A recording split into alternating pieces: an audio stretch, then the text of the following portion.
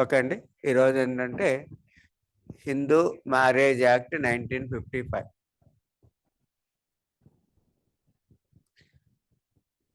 ఇలాంటి యాక్ట్లు చాలా ఉంటాయి. అంటే చిన్న చిన్న యాక్ట్లు చాలా ఉంటాయి. ఇవేంటంటే 2 క్లాసెస్లో అయిపోయే యాక్ట్లు కొన్ని ఉంటాయి. ఒక 10 యాక్ట్లు 2 క్లాసెస్లో అయిపోతాయి. ఒక 6 యాక్ట్లు 3 క్లాసెస్లో అయిపోతాయి. మనకి ఐపీసీ, సిపిసి, సిఆర్పిసి, ఎవిడెన్స్ ఈ 4 ఒక్కొక్కటి 10-12 క్లాసులు పడతాయి. మిగతా అన్ని చాలా చిన్న క్లాసులు అనమాట. ఇప్పుడు ఈ హిందూ మ్యారేజ్ యాక్టే ఉందనుకోండి,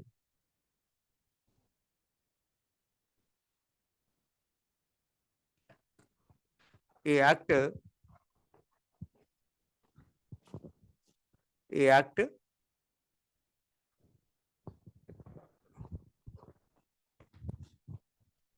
హలో హలో హలో ఈ యాక్ట్ 11 పేజెస్ ఉంటుంది అంతే. 11 పేజెస్లో first page arrangement of sections ఉంటాయి. అంటే ఏ సెక్షన్లో ఏముంటుంది అనేది. పోతే 10 పేజెస్ అంతే. 10 పేజెస్ మనం లైన్ టు లైన్ చదివినా కూడా 2 క్లాసెస్లో అయిపోతాయి. ఓకే అండి. హిందూ మ్యారేజ్ యాక్ట్ 1955 ఫస్ట్ ఏముంటుంది? సెక్షన్ 1 దాని extent.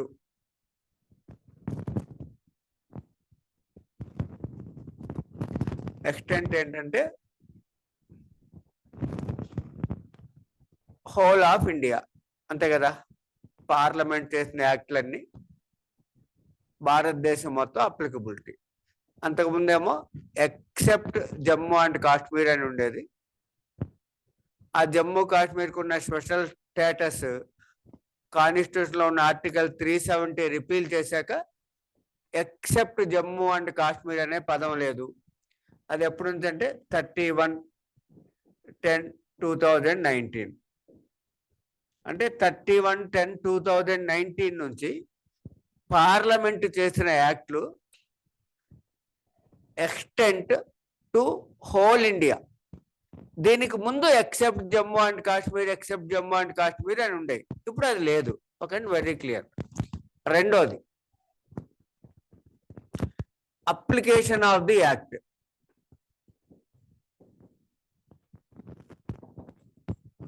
Application of the act అంటే మనం సక్సెస్ చేసినప్పుడు ఉన్న వాళ్ళు కొంచెం తెలుస్తుంది.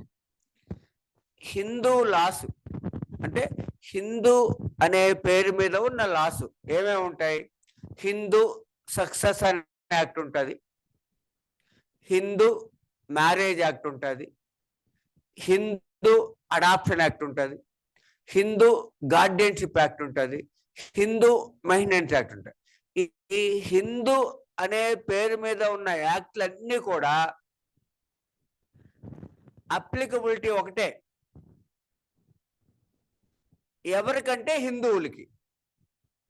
అయితే సెక్షన్ 2లో హిందువులు అంటే ఎవరో డెఫినేషన్ చెప్పారు. ఒకసారి మీరు జాగ్రత్తగా ఉంటే వెరీ క్లియర్గా అర్థమవుతుంది. హిందువులు అంటే ఈ యాక్ట్ అప్లికబుల్ టు హిందూస్. అయితే ఎవరెవరు హిందువులు అనేది ఈ యాక్ట్లో చెప్పారు.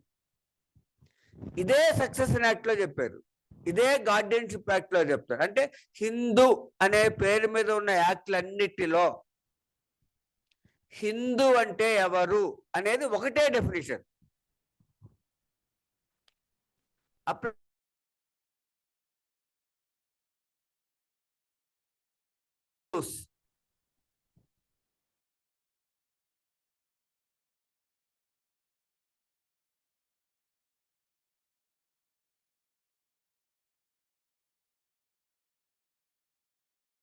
ఇది ఏ form of Hindu. Lingayat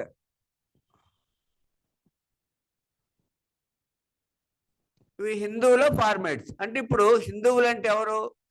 religion దగ్గర హిందూ అని పెట్టుకున్నారండి, హిందూ. రిలీజియన్ దగ్గర వీరశైవ అని పెట్టుకున్నారు, హిందువే. రిలీజియన్ దగ్గర లింగాయత్ అని పెట్టుకున్నారు, హిందువే. లేదు, రిలీజియన్ దగ్గర బ్రహ్మ సమాజ్ అని పెట్టుకున్నారు, రిలీజియన్ దగ్గర ఇంకా హిందూ అని ఉండదు, డైరెక్ట్ గా బ్రహ్మ సమాజం అని పెట్టుకుంటారు రిలీజియన్ దగ్గర. అంటే ఫాలోయర్స్ ఆఫ్ బ్రహ్మ సమాజ్ హిందువే, ఫాలోయర్స్ ఆఫ్ ఆర్య సమాజ్ హిందువే, followers of Prarthana Samaj హిందువే.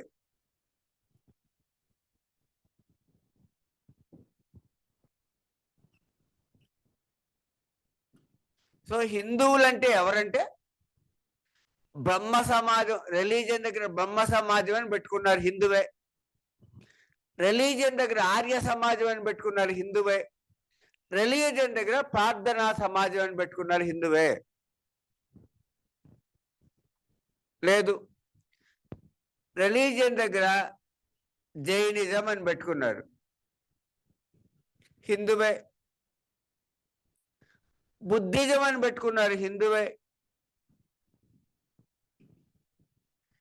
Sikhism అని పెట్టుకున్నారు హిందువే. అంటే హిందూ చట్టాలు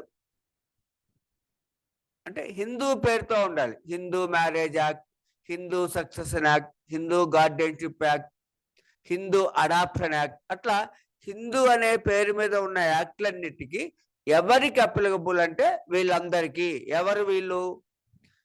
హిందూ, డైరెక్ట్ గా రిలీజన్ దగ్గర హిందూ అని పెట్టుకున్నాడండి, అతను హిందువు. ఈ యాక్ట్ ప్రకారం ఈ యాక్ట్ అప్లికబుల్. రిలీజన్ దగ్గర వీరశైవ అని పెట్టుకున్నారు హిందువే, లింగాయత్ అని పెట్టుకున్నారు హిందువే. లింగాయత్తులు కర్ణాటకలో చాలా మంది ఉంటారు, మేజర్ రిలీజియన్. అలాగే ఉండే రిలీజన్ దగ్గర బ్రహ్మ సమాజం అని పెట్టుకున్నారు, బ్రహ్మ సమాజం. వింటూ ఉంటాం, ఫ్లాగ్స్ పట్టుకొని తిరుగుతూ ఉంటారు, బ్రహ్మ సమాజం. బ్రహ్మ సమాజం వాళ్ళు ఏంటంటే మోనోథిజం, ఒకే దేవుడు, ఇంతమంది దేవుడు లేడు, రాముడు కృష్ణుడు ఇలా ఇంతమంది లేరు, ఒకే దేవుడు అని ప్రచారం చేస్తారు, అది బ్రహ్మ సమాజం. వాళ్ళు హిందువులే.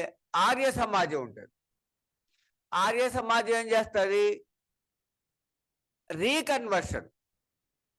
అంటే హిందువులు వేరే మతంలోకి వెళ్తే, అంటే ఈ మతాలు కాకుండా వేరే మతంలోకి వెళ్తే తిరిగి హిందూ మతంలోకి చేరుస్తారు, రీకన్వర్షన్ చేస్తారు. ప్రార్థనా సమాజం ఉంటుంది, రాముడు కృష్ణుడు గురించి ప్రచారాలు చేస్తారు. సో వీళ్ళు కూడా హిందువులే. బ్రహ్మ సమాజం, దాని ఫౌండరు రాజా రామ్మోహన్ రాయ్. ఆర్య సమాజం స్వామి దయానంద సరస్వతి. ప్రార్థనా సమాజం ఆత్మారాం పాండురంగన్. సరే, అది జీకే, మనకు అవసరం ఉండదు. సో బ్రహ్మ సమాజం ఫాలోయర్స్, ఆర్య సమాజం ఫాలోయర్స్, ప్రార్థనా సమాజం followers are Hindus. And followers of Jainism,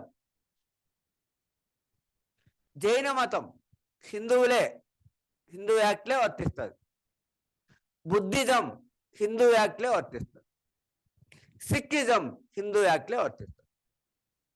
సరే, జైన మతం ఫౌండరు వృషభనాథుడు, బుద్ధిజం ఫౌండరు గౌతమ్ బుద్ధుడు, సిక్కిజం వచ్చేసి గురునానక్.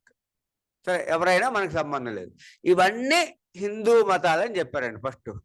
సో హిందువులు అంటే ఎవరెవరు చెప్పారంటే హిందూస్, వీరశైవ, లింగాయత, బ్రహ్మ సమాజ్, ఆర్య సమాజ్, ప్రార్థనా సమాజ్, జైనిజం, బుద్ధిజం, సిక్కిజం, వీళ్ళందరూ హిందువులండి. అయితే ఈ యాక్ట్ హిందువులు కాని వాళ్ళకి వర్తించదు. నాట్ అప్లికబుల్ టు నాట్య హిందూ. నాట్య హిందూ ఎవరని చెప్పారంటే this act is not applicable to Muslim. మనకు తెలుసు కదా, ముస్లింలు హిందువులు కాదు. This act not applicable to Muslim, not applicable to Christian. మనకు తెలుసు కదా, ముస్లింలు హిందువులు కాదు, క్రిస్టియన్లు హిందూ కాదు direct. And not applicable to Parsi. Parsi మతస్థులు ఉంటారు, వాళ్ళకు కూడా not applicable. And not applicable to juice. Juice మతం ఉంటుంది, యూదా మతం అని. ఏం చెప్పారంటే ఈ యాక్ట్ ప్రకారం వీళ్ళేమో హిందువులు, ఈ యాక్ట్ వీళ్ళకి వర్తించదు అన్నాడు. This act not applicable to A Muslim, not applicable to a Christian, not applicable to A Parsi, not applicable to A zoo. అంటే వీళ్ళ నలుగురికి మాత్రమే వర్తించదు అన్నాడు. అంటే మిగతా వాళ్ళకి వర్తిస్తుంది. వీళ్ళేమో హిందువులు, వీళ్ళు హిందువులు కాని వాళ్ళు. ఇక్కడ రాని వాళ్ళు ఎవరన్నా ఉన్నారు. ఎవరో ఒక ఆయన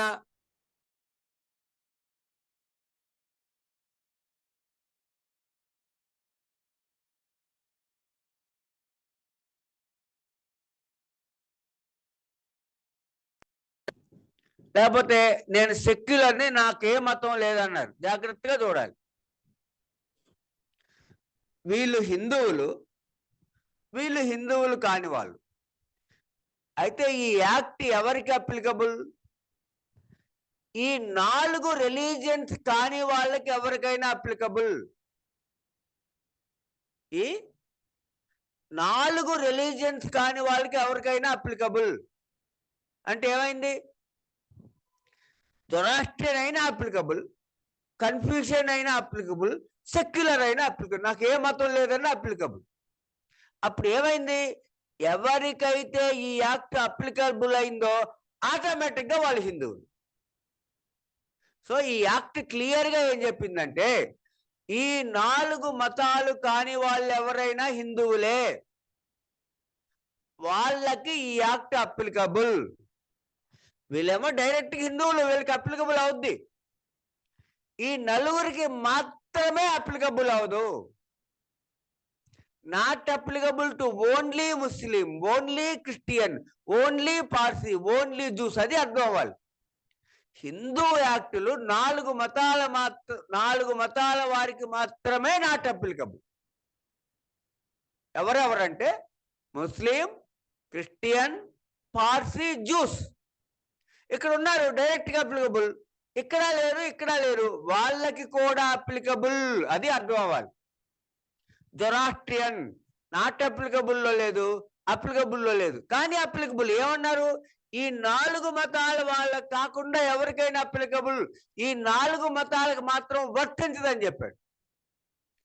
this act shall not applicable to Muslim, Christian, juice, Parsi. అది క్లియర్గా అర్థం అవ్వాలి. ఓకే అండి, రైటా? సో హిందువు అంటే డెఫినేషను పేర్లు ఇక్కడ చెప్పారు. హిందువు కాని వాళ్ళు వీళ్ళకి చెప్పారు. హిందువులు కాని వాళ్ళకి ఎవరికైనా ఈ నాట్య హిందూ, నాట్య ముస్లిం, నాట్య క్రిస్టియన్, నాట్య పార్సీ, నాట్య జూ, ఈ 4 రిలీజియన్లు కాని వాళ్ళకి ఎవరికైనా అప్లికబుల్ అని చెప్పారు. అంటే వీళ్ళకి ప్లస్ దీంట్లో లేని వాళ్ళకి కూడా, ఈ 4 మతాల్లో లేని వాళ్ళకి ఎవరికైనా హిందూ యాక్ట్లు అప్లికబుల్. ఇది అర్థం అవ్వాలండి క్లియర్గా.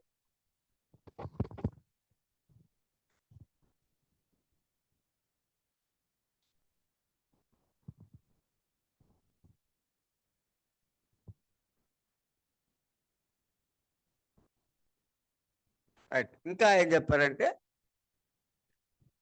ఇప్పుడు మనం హిందువులకి వర్తిస్తుంది, హిందువులు కాని వాళ్ళకి వర్తించదు, ఆ 4 రిలీజియన్స్లో లేని వాళ్ళకి ఎవరికైనా వర్తిస్తుంది. 3 పాయింట్లు చెప్పుకున్నాం. వీళ్ళు హిందువులు కాని వాళ్ళు, వాళ్ళకి అప్లికబుల్ కాదు, కానీ ఆ 4 మతాలు కాని వాళ్ళకి ఎవరికైనా అప్లికబిలిటీ అని చెప్పుకున్నాం. రైట్. అయితే not applicable to scheduled tribes.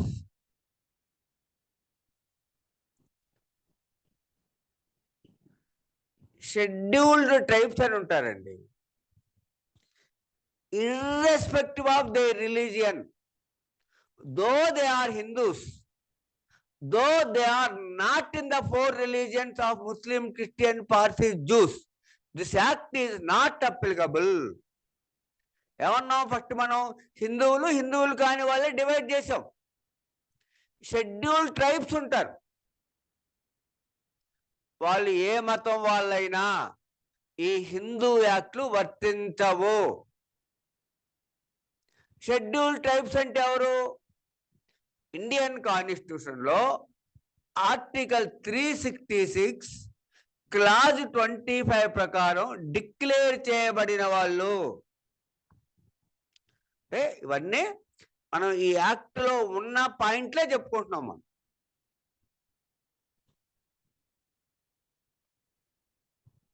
ఈ జేసీజే ఏపీపీ ఎగ్జామ్స్ ఎట్లాంటివి అంటే యాక్ట్లో ఉన్నాయి నేర్చుకోవాలి, బయటికి మనం అనవసరం. ఎంసెట్ లాంటిది. షెడ్యూల్డ్ ట్రైబ్స్ అంటే enlisted by the parliament under article 366 clause 25 of the constitution. Indian constitution లో ఆర్టికల్ 366 లో క్లాజ్ 25 లో ఎవరెవరు షెడ్యూల్డ్ ట్రైబ్స్ అని నిర్ణయించే పవరు పార్లమెంట్కి ఇచ్చారు. సో ఆ పార్లమెంట్ ఏం చేస్తుంది, ఈ రాష్ట్రంలో వీళ్ళు షెడ్యూల్డ్ ట్రైబ్స్ అని డిసైడ్ చేసి దానిని ఒక కాన్స్టిట్యూషనల్ ఆర్డర్ ద్వారా ఒక షెడ్యూల్లో పెడతారు. అంటే అసలు షెడ్యూల్డ్ ట్రైబ్ అంటే ఏంటంటే ఏం లేదు, ఆ ట్రైబ్స్ యొక్క లిస్టుని ఒక షెడ్యూల్లో పెడతారు, అందుకని షెడ్యూల్డ్ ట్రైబ్స్ అంటారు. అసలు షెడ్యూల్డ్ ట్రైబ్స్ అంటే ఏంటి జాగ్రత్తగా అర్థం చేసుకోవాలి. అది షెడ్యూల్డ్ ట్రైబ్ వాళ్ళకి కూడా తెలియదు. వీళ్ళ ఈ కులాల పేర్లు ఒక షెడ్యూల్లో పెడతారు, అందుకని షెడ్యూల్డ్ ట్రైబ్స్ అంటారు. షెడ్యూల్ అంటే ఏంటి, మన ఇండియాలో ప్రెసిడెంట్, వైస్ ప్రెసిడెంట్ వీళ్ళ శాలరీస్ ఎక్కడ ఉంటాయి? షెడ్యూల్ 2లో వాళ్ళ శాలరీస్ ఎంతో చెప్తారు. ఈ రాష్ట్రాలు, వాటి పేర్లు, వాటి సరిహద్దులు ఎక్కడ ఉంటాయి? షెడ్యూల్ 1లో ఉంటాయి. రాజ్యసభలో ఏ రాష్ట్రానికి ఎన్ని సీట్లు ఎక్కడ ఉంటాయి? ఒక షెడ్యూల్లో ఉంటాయి, 4th షెడ్యూల్లో ఉంటాయి. అట్లా ఈ ట్రైబ్స్ అంటే షెడ్యూల్ ట్రైబ్స్ ఉంటారండి. దేశం మొత్తం ఒకటే కాదు, ఈ రాష్ట్రంలో షెడ్యూల్ ట్రైబు ఇంకో రాష్ట్రంలో వేరేది అవ్వచ్చు. ఈ రాష్ట్రంలో బీసీ ఎస్టీఏ కదా, ఈ రాష్ట్రంలో ఎస్టీ, ఇంకో రాష్ట్రంలో ఓసీ అవ్వచ్చు, ఇంకో రాష్ట్రంలో బీసీ అవ్వచ్చు. సో షెడ్యూల్డ్ ట్రైబ్స్ లిస్ట్ అంటే ఎలా తయారు చేస్తుంది? పార్లమెంట్కి అధికారం ఉంది. ఆంధ్రప్రదేశ్లో ఈ 3 క్యాస్ట్ల వాళ్ళు షెడ్యూల్ ట్రైబ్స్, తెలంగాణలో ఈ 2 క్యాస్ట్ల వాళ్ళు షెడ్యూల్ ట్రైబ్స్, తమిళనాడులో ఈ 2 క్యాస్ట్ల వాళ్ళు షెడ్యూల్ ట్రైబ్స్ అని ఒక లిస్ట్ తయారు చేస్తుంది. ఆ లిస్టుని తీసుకెళ్ళి ఒక షెడ్యూల్లో పెడుతుంది. ఆ షెడ్యూల్లో ఉంటారు కాబట్టి వాళ్ళని షెడ్యూల్ ట్రైబ్స్ అంటారు. ఇప్పుడు మనకి సక్సెషన్ యాక్ట్లో క్లాస్ 1 లీగల్ ఎయిడ్స్ ఎక్కడ ఉంటారు? ఒక షెడ్యూల్లో ఉంటారు. క్లాస్ 2 లీగల్ ఎయిడ్స్ ఎక్కడ ఉంటారు? ఒక షెడ్యూల్లో చెప్తారు. అట్లా ఒక షెడ్యూల్లో చెప్పారు కాబట్టి వాళ్ళ షెడ్యూల్. సో షెడ్యూల్ ట్రైబ్స్ అంటే ఏంటంటే enlisted in the schedule under constitutional order by the parliament under article 366 clause 25. Article 366 clause 25 ప్రకారం the parliament is empowered to make the list of scheduled tribes.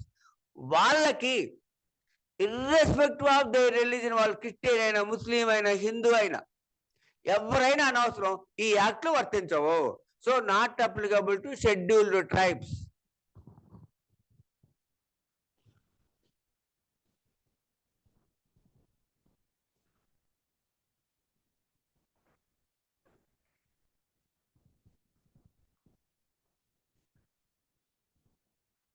అలాగే ఈ act applicable to legitimate or illegitimate children.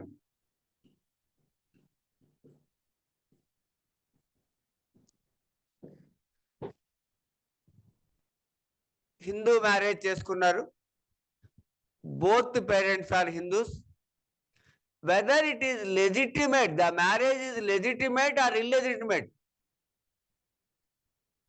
the children comes under Hindu Marriage Act.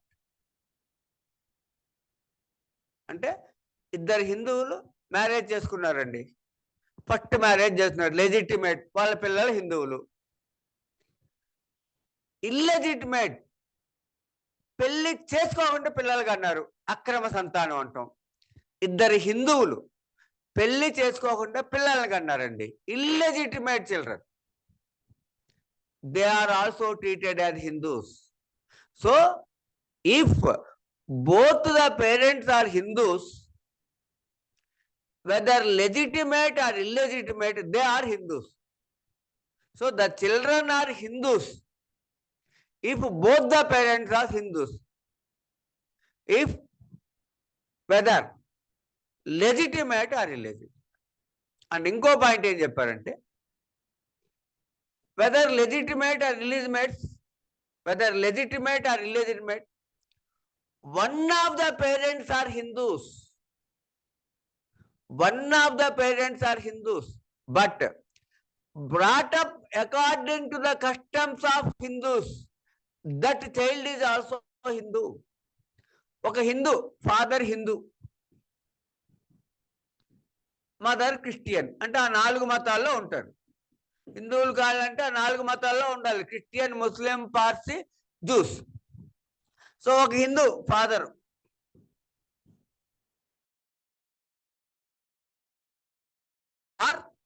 Mother Hindu, father Christian, ఎలా అయినా అవ్వచ్చు. Marriage చేసుకొని ఆ పిల్లల్ని వీళ్ళిద్దరిలో ఎవరైతే హిందువులో వాళ్ళ ఆచారం ప్రకారం పెంచితే వాళ్ళు కూడా హిందువులే. So if one of the parents is a Hindu and the child is brought up according to the customs of Hindu, that child is also a Hindu, whether legitimate or illegitimate. And first point ఏం చెప్పారంటే, parents ఇద్దరు హిందువులైతే పెళ్లి చేసుకోని పిల్లల కన్నా పెళ్లి చేసుకోకుండా పిల్లల కన్నా ఆ చైల్డ్ హిందువు, అంటే లెజిటిమేట్ అయినా ఇల్లెజిటిమేట్ అయినా. So if both the parents are Hindus, whether legitimate or illegitimate, the child is a Hindu అని చెప్పారు. రెండోది ఏం చెప్పారు, పేరెంట్స్ లో ఒకళ్ళని హిందూ అయ్యి అనగానే ఇంకో నాన్ హిందూ, అంటే ఆ 4 మతాల్లో ఉంటారు. కానీ ఆ చైల్డ్ని వీళ్ళిద్దరిలో ఎవరైతే హిందువో ఆ హిందూ ఆచారాల ప్రకారం పెంచితే మళ్ళీ లెజిటిమేట్ అయినా ఇల్లెజిటిమేట్ అయినా that child is also a Hindu. So second point ఏంటంటే, if one of the parents is a Hindu but brought up according to the customs of Hindu parent, that child is also a Hindu.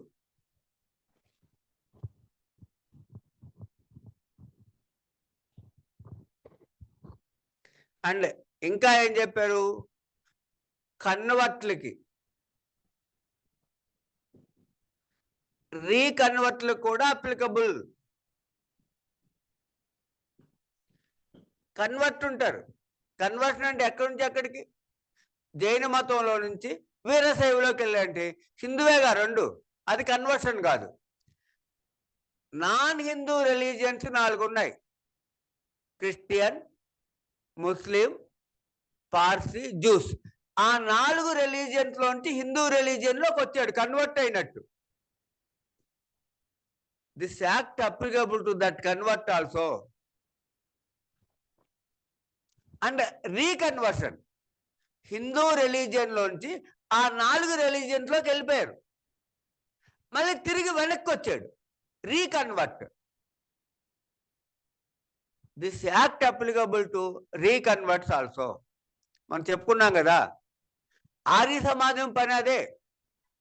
Hindu మతంలో నుంచి వేరే మతాల్లోకి వెళ్ళిపోతే వాళ్ళని మళ్ళీ రీకన్వర్ట్ చేస్తారు, అదే అసలు ఆర్య సమాజం పని. ఫౌండర్ స్వామి దయానంద సరస్వతి, మనం ఏం చేస్తామంటే ఆర్య సమాజం అంటే మనకు మ్యారేజెస్ చేస్తారని తెలుసు, అందుకు కాదు అది. దాని పని ఏంటంటే రీకన్వర్షన్. సో కన్వర్ట్లకి రీకన్వర్ట్లకు కూడా ఈ యాక్ట్ అప్లికబుల్.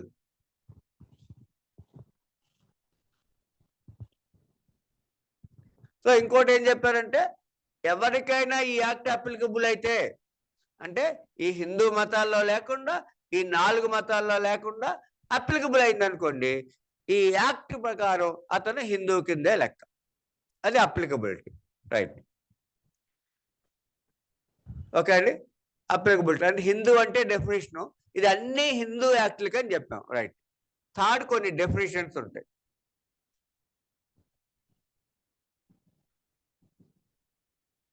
నేను మళ్ళీ మీకు లైన్ టు లైన్ యాక్ట్ చదివి వినిపిస్తాను, అయినా కానీ 2 క్లాసెస్లో అయిపోతుంది. ఇప్పుడు నేను చెప్పాను అనుకోండి, ఇది మీకు యాక్చువల్ యాక్ట్లో ఏం రాసిందో కూడా లైన్ టు లైన్ చదవచ్చు, అయినా కానీ 2 క్లాసెస్లో అయిపోతుంది, పెద్ద ప్రాబ్లం ఏం లేదు. ఓకే అండి. చాలా చిన్న చిన్న యాక్ట్లు, లిమిటెడ్ సిలబస్. ఓకే. డెఫినేషన్స్ ఉంటాయండి. డెఫినేషన్స్లో మనకి ఏముంటుంది, ఒకటి full blood, half blood, uterine blood,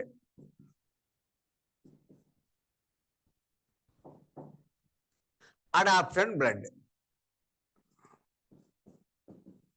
అంటే 4 టైప్స్ ఆఫ్ బ్లడ్స్ ఉంటాయి రిలేషన్లో. బ్రదర్ రిలేషన్,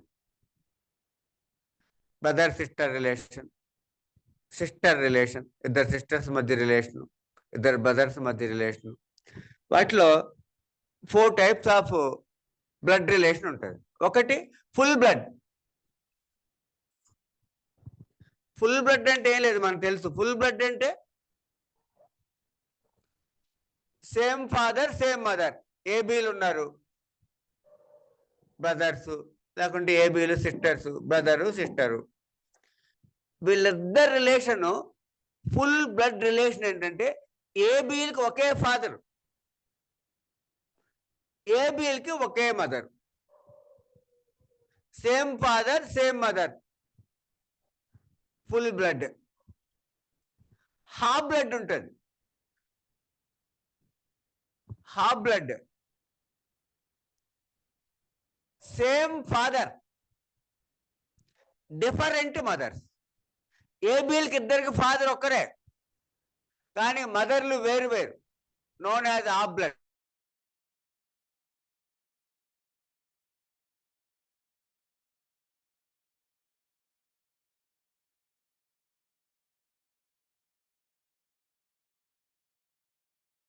మదర్ వేరు, హాఫ్ బ్లడ్. యుట్రైన్ బ్లడ్, ఏబీలు ఉన్నారు, సేమ్ మదర్, ఒకే మదర్, ఏబీలకి మదర్, ఏ ఫాదర్ వేరు బి ఫాదర్ వేరు, different fathers, known as uterine blood. Uterine blood అంటే ఏబీలు ఇద్దరికి ఒకే మదర్, యుట్రైన్ ఒకే మదర్ అంటే ఒకే పొట్టలో నుంచి వచ్చారని అర్థం. ఒకే మదర్, ఒకే గర్భసంచి, ఒకే యుట్రైన్, ఒకే మదర్, వేరు వేరు father, known as uterine blood. Half blood అంటే same father different mothers, half blood. Same father same mother అంటే ఫుల్ బ్లడ్. అడాప్షన్ అంటే మనకు తెలుసు కదా, లీగల్గా అడాప్షన్ చేసుకోవాలి. హిందూ అడాప్షన్ యాక్ట్ ప్రకారం కోర్టు పర్మిషన్ తీసుకొని లీగల్గా అడాప్షన్ తీసుకుంటే అడాప్షన్ బ్లడ్. అంటే మనకు రూల్స్ ఉంటాయి, మ్యారేజ్ అడాప్షన్ బ్లడ్ డోన్ చేసుకోకూడదు, లేకపోతే యుట్రైన్ బ్లడ్ డోన్ చేసుకోకూడదు, ఇట్లా ఇవన్నీ ఉంటాయి. సక్సెషన్లో కూడా ఇవన్నీ అవసరం అవుతాయి. So full blood, half blood, uterine blood, adoption. Adoption అంటే మనం డైరెక్ట్ దత్త తీసుకోవడం కాబట్టి దానికి ఏం లేదు. యుట్రైన్ బ్లడ్ అంటే మాత్రం same mother different fathers.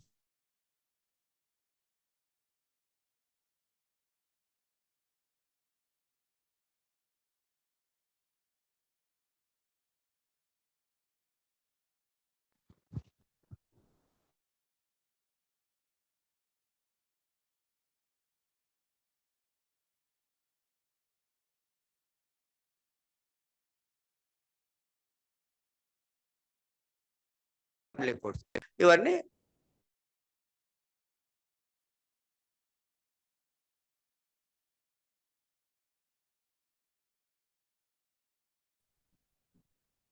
సపిండా relation అంటే కూడా ఏంటో చెప్పారు డెఫినేషన్స్ లో.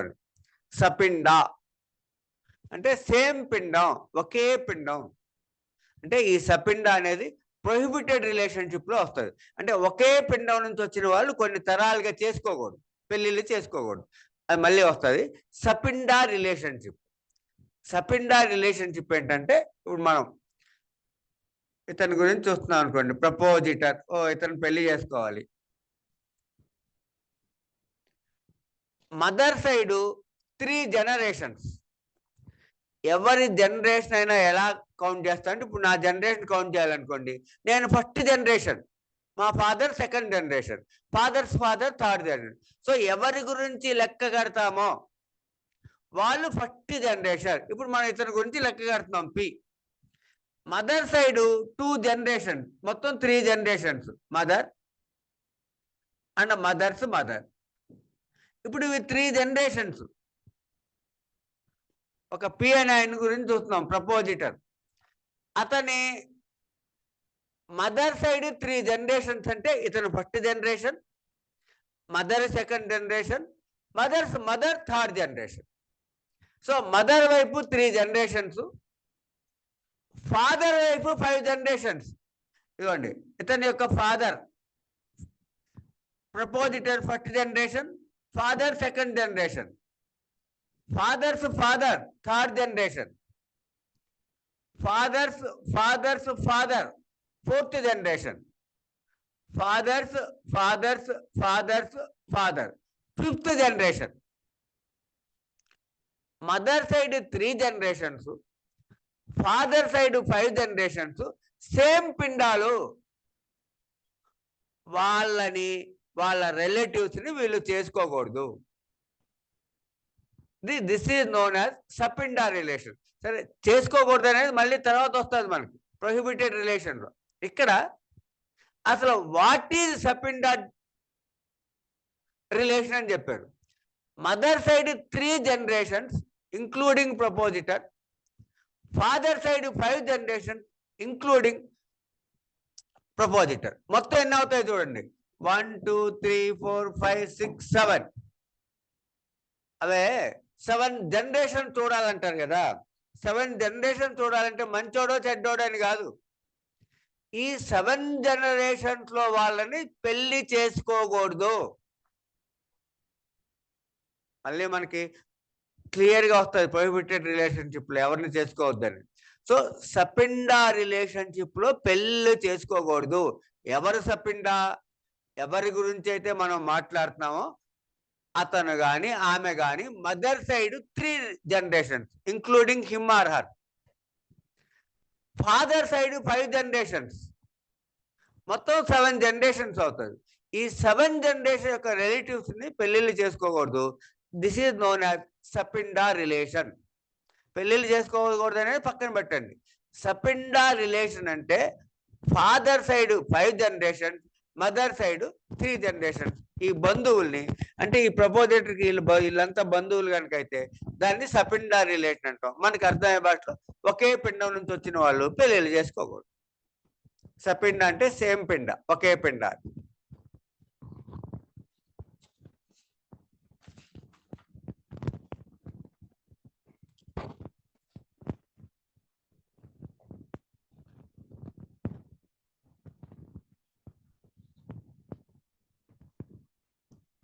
ఇంకోటి ఏంటి ఆ డెఫినేషన్స్లో, ఇది సపిండ. ఇంకోటి ప్రొహిబిటెడ్ రిలేషన్షిప్.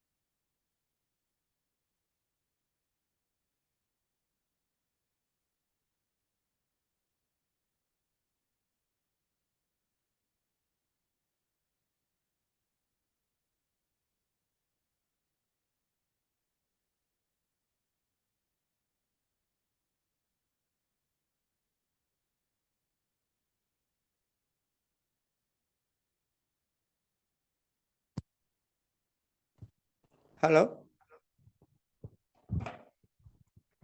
ఓకే అండి. ప్రొహిబిటెడ్ రిలేషన్షిప్లో లైనియల్, ఇది ప్రొహిబిటెడ్ రిలేషన్షిప్ అండి. ఈ యాక్ట్ ప్రకారం ఈ రిలేషన్లో ఉన్న వాళ్ళు చేసుకోకూడదు. Prohibited relationship, degrees of prohibited relationship. Degrees of prohibited రిలేషన్షిప్లో ఫస్ట్ ఏం చెప్పారంటే, one is lineal ascendant of the other. One is lineal ascendant of the other.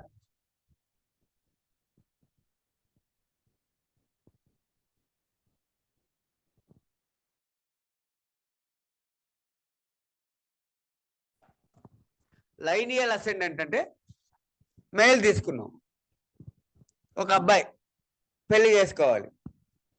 వాళ్ళ లైనియల్ అసెండెంట్ ముందు తరాలు, వాళ్ళ మదర్ని చేసుకోకూడదు, మదర్స్ మదర్ని చేసుకోకూడదు, అలాగా మదర్స్ మదర్స్ మదర్ ఎవరిని చేసుకోకూడదు. అమ్మాయి తీసుకున్నాం, లైనియల్ అసెండెంట్ అమ్మాయి ఫాదర్ని చేసుకోకూడదు, ఫాదర్ ఫాదర్ని చేసుకోకూడదు, ఫాదర్ ఫాదర్ ఫాదర్ని కూడా చేసుకోకూడదు. ఇది ఫస్ట్. ఇది degrees of prohibited relationship, degrees of నిషేధం. ఇవి చేసుకోవడం నిషేధం. తర్వాత వస్తాయి ఇవి చెల్లవు అనేది, మళ్ళీ వస్తాయి మనం.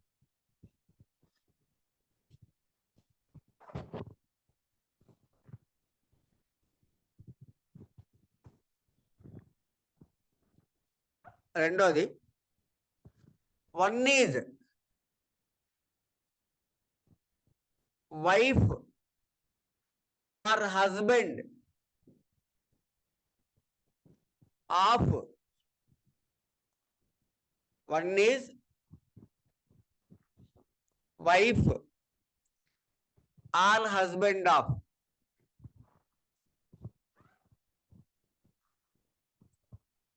One is wife or husband of lineal ascendant or descendant.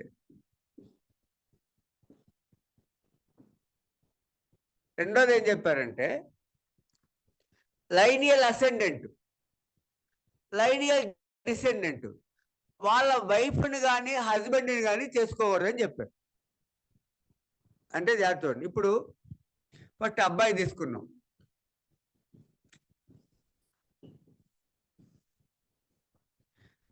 అబ్బాయికి ఫస్ట్ లైనియల్ అసెండెంట్ ఏం చెప్పాం మనం? లైనియల్ అసెండెంట్ అంటే మదర్ని చేసుకోకూడదు అని చెప్పాం. ఇప్పుడు అబ్బాయిని తీసుకుంటే wife of lineal ascendant, lineal ascendant same gender ఎవరు? ఫాదర్. ఫాదర్ యొక్క వైఫ్ని చేసుకోకూడదు. అంటే ఫస్ట్ ఏం చెప్పారంటే, లైనియల్ అసెండెంట్ అంటే ఒక అబ్బాయి మదర్ని చేసుకోకూడదు అన్నారు. ఇక్కడ ఫాదర్స్ వైఫ్ అంటే ఫాదర్కి ఒక రెండో వైఫ్ ఉంటుంది, ఆమెను కూడా చేసుకోకూడదు. మదర్ అయితే ముందే చెప్పేశారు కదా డైరెక్ట్గా. మదర్ ఉందనుకోండి, మదర్ని చేసుకోకూడదు లైనియల్ అసెండెంట్లో చెప్పారు. ఇప్పుడు wife of lineal ascendant father యొక్క వైఫ్ ఉంటే ఇలా మదర్ కాకుండా ఆమె చేసుకోకూడదు. ఫాదర్స్ వైఫ్ చేసుకోకూడదు.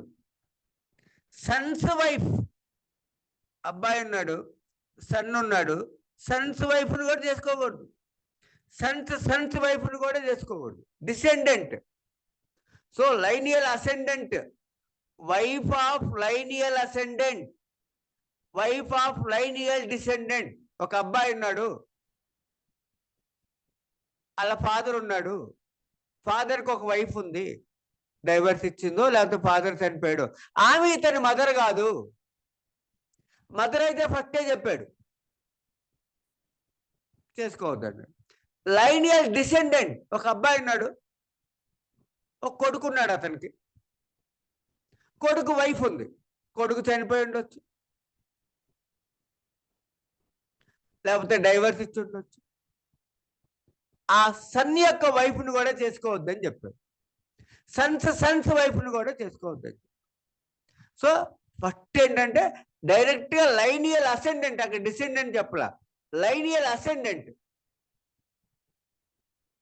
ఇక్కడ wife of lineal ascendant, wife of lineal descendant. ఇంకోటి ఏం చెప్పారు? Husband of lineal ascendant, husband of lineal descendant. అమ్మాయి ఉంది,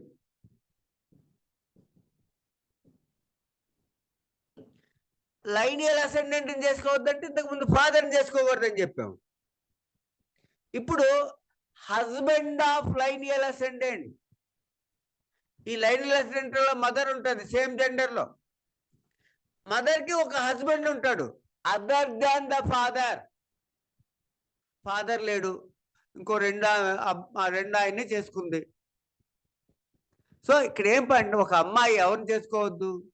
ఫాదర్ని చేసుకోవద్దని ఇంతకు ముందు చెప్పాడు. ఇప్పుడు మదర్ యొక్క హస్బెండ్, మదర్ యొక్క హస్బెండ్ అంటే ఫాదర్ కాకుండా ఏమన్నా హస్బెండ్ ఉంటే అతన్ని చేసుకోవద్దు. అలాగే మదర్స్ హస్బెండ్ అంటే వీళ్ళ సొంత తాత కాకుండా మదర్కి ఇంకో హస్బెండ్ ఎవరన్నా ఉంటే వాళ్ళని కూడా చేసుకోవద్దు అన్నారు. సొంత తాత ఉంటే ఫస్ట్ కాలంలోనే చెప్పేసి. అలాగే హస్బెండ్ ఆఫ్ లైనియల్ డిసెండెంట్, ఈమె కూతురు ఉంది, ఆ కూతురు హస్బెండ్ ఉన్నాడు, చేసుకోవద్దని చెప్పాడు. కూతురు యొక్క సొంత హస్బెండ్ అయినా రెండు హస్బెండ్ అయినా రెండు కలిపి ఒకే దాంట్లో చెప్పాడు. సో ఫస్ట్ పాయింట్ జాగ్రత్తగా అర్థం అవ్వాలి. లైనియల్ అసెండెంట్ డైరెక్ట్ గా ఒక అబ్బాయినే తీసుకుందాం, డైరెక్ట్ గా మదర్ని చేసుకోకూడదు, మదర్స్ని చేసుకోకూడదు. రెండోది ఏంటి? వైఫ్ ఆఫ్ లైనియల్ అసెండెంట్ అంటే ఆపోజిట్ జెండర్ తీసుకోవాలి, వాళ్ళ వైఫ్లు కూడా చేసుకోవద్దని చెప్పారు. ఓకే అండి, ఇది కొంచెం క్లియర్గా ఉండాలి. రెండు పాయింట్లు అండి ఇప్పుడు మనం చేసింది. మొదటి పాయింట్ ఒకళ్ళు తీసుకుందాం, ఒక అబ్బాయిని తీసుకుందాం, క్లియర్గా ఉంటారు. అమ్మాయిని వదిలేయండి, ఒక అబ్బాయిని తీసుకుందాం. ఫస్ట్ పాయింట్లు ఏం చెప్పారంటే ఇతను మదర్ని చేసుకోకూడదు, మదర్ని చేసుకోకూడదు అని చెప్పారు. Okay, clear. సెకండ్ పాయింట్లో ఏం చెప్పారంటే, అంటే ఇక్కడ ఏం చేసాం, లైనియల్ అసెండెంట్ చేసుకోకూడదు అంటే అబ్బాయికి చేసినప్పుడు ఆపోజిట్ జెండర్ తీసుకున్నాం, మదర్ని చేసుకోకూడదు, మదర్ని చేసుకోకూడదు. ఇప్పుడు వైఫ్ ఆఫ్ లైనియల్ అసెండెంట్ అన్నప్పుడు ఇప్పుడు సేమ్ జెండర్ తీసుకోవాలి. అబ్బాయి ఫాదర్ ఉన్నాడు, ఈయన లైనియల్ అసెండెంట్, ఫాదర్కి ఒక వైఫ్ ఉంది అదర్ దాన్ మదర్, ఇతను మదర్ కాకుండా, ఆమెను చేసుకోవద్దు.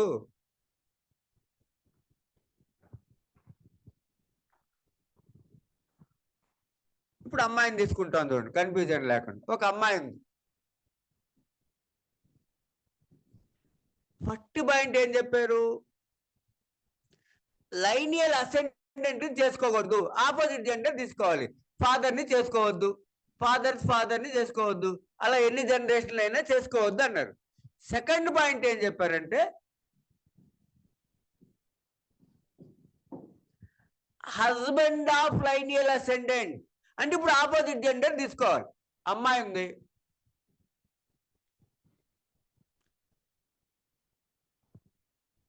ఇక్కడ అమ్మాయి ఉంది, ఫాదర్ని చేసుకోవద్దు, ఆపోజిట్ జెండర్. ఇక్కడ సేమ్ జెండర్ తీసుకోండి, మదర్ ఉంది, మదర్కి ఇంకో హస్బెండ్ ఉన్నాడు, ఈ అమ్మాయి ఫాదర్ కాకుండా ఇంకో హస్బెండ్ ఉన్నాడు, అతను చేసుకోవద్దు. మదర్ వీళ్ళ సొంత తాత కాకుండా ఇంకో తాత ఉన్నాడు, సొంత తాత అయితే ఫస్ట్ పాయింట్ లో వచ్చాడు, అతను కూడా చేసుకోవద్దు.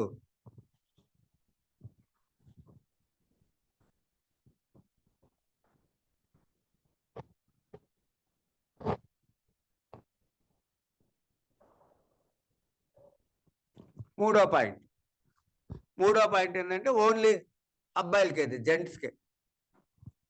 దీనికి ఏం చెప్పారంటే wife of brother, wife of brother, brother యొక్క వైఫ్ని చేసుకోవద్దు అన్నాడు. Wife of fathers brother,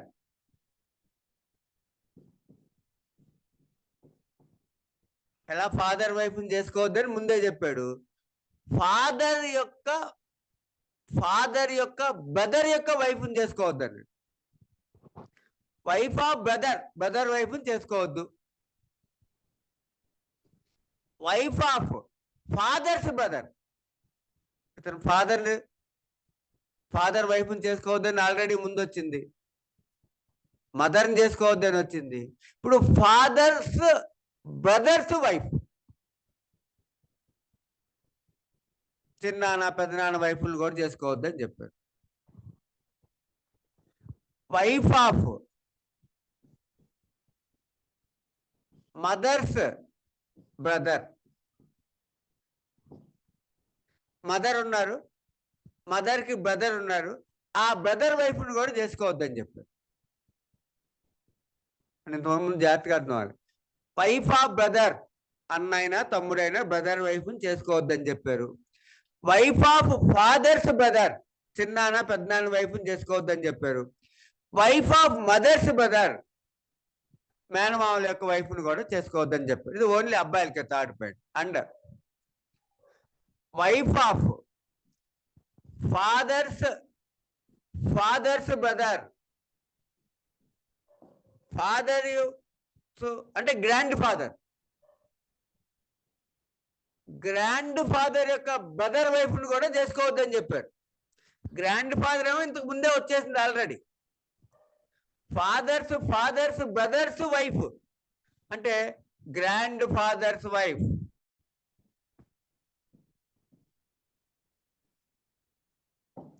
grand father యొక్క బ్రదర్ వైఫ్. గ్రాండ్ ఫాదర్ని చేసుకోకూడదని ఫస్టే వచ్చింది. ఫస్ట్లో ఏం చెప్పాం మనం? అసెండెంట్, లైనియర్ అసెండెంట్ చేసుకోవద్దంటే తాతని చేసుకోవద్దు. ఇక్కడ ఏమైంది? గ్రాండ్ ఫాదర్ యొక్క ఫాదర్ యొక్క బ్రదర్ వైఫ్ని చేసుకోవద్దు. అలాగే మదర్, గ్రాండ్ మదర్ ఉంటుంది, ఈ గ్రాండ్ మదర్ యొక్క బ్రదర్ వైఫ్ని చేసుకోవద్దు. మళ్ళీ ఒకసారి, ఇది అబ్బాయిలకే. బ్రదర్ యొక్క వైఫ్ని చేసుకోవద్దు అంటే అన్న వైఫ్ని తమ్ముడిని వైఫ్ని చేసుకోవద్దు. రెండోది, ఫాదర్స్ బ్రదర్ వైఫ్, చిన్నాన్న వైఫుల్ని పెద్దనాన్న వైఫుల్ని చేసుకోవద్దు. మదర్స్ బ్రదర్స్ వైఫ్, మేనమామ వైఫుల్ని చేసుకోవద్దు. Grandfather's brother's wife, father ఉంటాడు, గ్రాండ్ ఫాదర్, అతనికి బ్రదర్ ఉంటాడు, అతని వైఫ్ని చేసుకోవద్దు. మదర్ ఉంటుంది, గ్రాండ్ మదర్, అతనికి బ్రదర్ ఉంటాడు, అతని వైఫ్ని కూడా చేసుకోవద్దు అని చెప్పారు. ఓన్లీ అబ్బాయిలకి.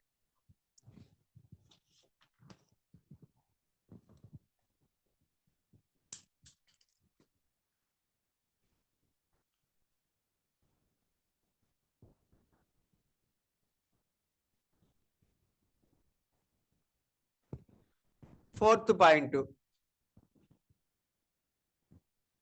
Between 2 sisters, children of 2 sisters, అక్క చెల్లెళ్ళ పిల్లలు చేసుకోవద్దు. ఎందుకు చేసుకోమంటే ఇక్కడ చెప్పారు, బిట్వీన్ చిల్డ్రన్ ఆఫ్ 2 sisters, అక్క చెల్లెళ్ళ పిల్లలు మ్యారేజ్ చేసుకోవద్దు. చిల్డ్రన్ ఆఫ్ 2 brothers, అన్నా తమ్ముళ్ళ పిల్లలు చేసుకోవద్దు.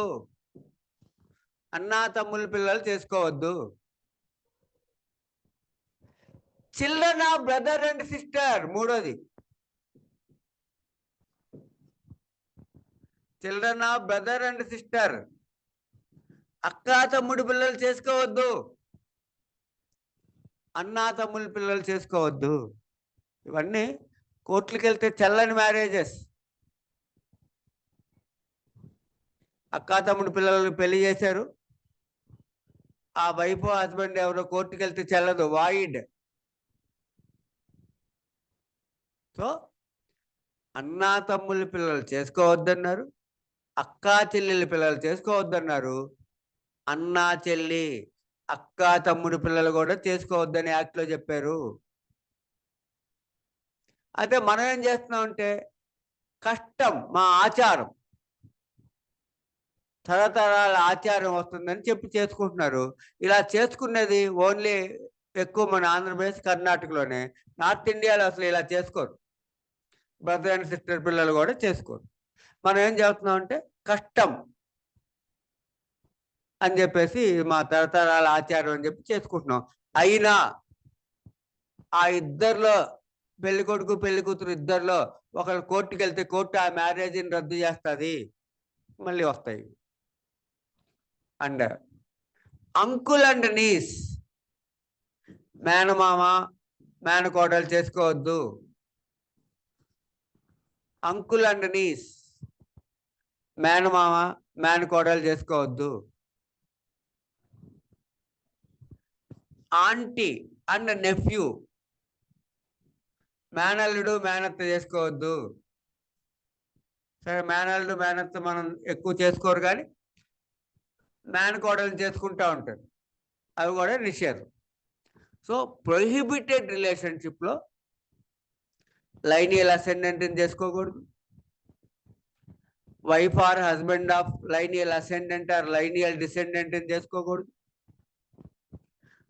వైఫ్ ఆఫ్ బ్రదర్ చేసుకోకూడదు, వైఫ్ ఆఫ్ ఫాదర్స్ బ్రదర్ చేసుకోకూడదు, వైఫ్ ఆఫ్ మదర్స్ బ్రదర్ చేసుకోకూడదు, వైఫ్ ఆఫ్ గ్రాండ్ ఫాదర్స్ బ్రదర్ని చేసుకోకూడదు, వైఫ్ ఆఫ్ గ్రాండ్ మదర్స్ బ్రదర్ని చేసుకోకూడదు.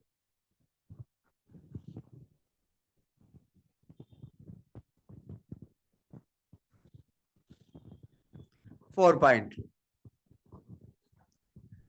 తర్వాత ఇంకోటి ఏంటంటే ఇది ఏ బ్లడ్ అయినా, అంటే మన బ్లడ్ ఏం చెప్పుకున్నాం, ఫుల్ బ్లడ్ ఉంటుంది. అన్నదమ్ముళ్ళు అంటే ఫుల్ బ్లడ్ అయినా ఈ యాక్ట్ కింద చేసుకోకూడదు, హాఫ్ బ్లడ్ అయినా చేసుకోకూడదు, యుట్రైన్ బ్లడ్ అయినా చేసుకోకూడదు, ఈవెన్ అడాప్షన్ బ్లడ్ అయినా చేసుకోకూడదు. ఇప్పుడు మనం ఏం చెప్పాం, అన్నదమ్ముల రిలేషన్, అక్కా తమ్ముళ్ళ రిలేషన్, అక్కా చెల్లెల రిలేషన్ ఎలా ఉంటుందని చెప్పాం, 4 bloods, full blood, half blood, uterine blood, adoption. ఏ బ్లడ్ రిలేషన్ ఉన్నా ఇప్పుడు మనం చెప్పిన మ్యారేజ్ చేసుకోకూడదు.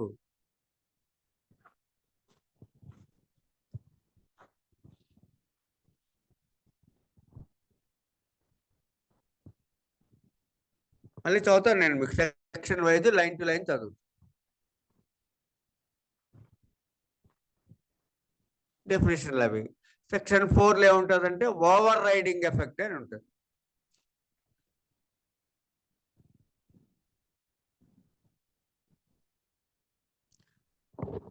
ఓవర్ రైడింగ్ ఎఫెక్ట్ అంటే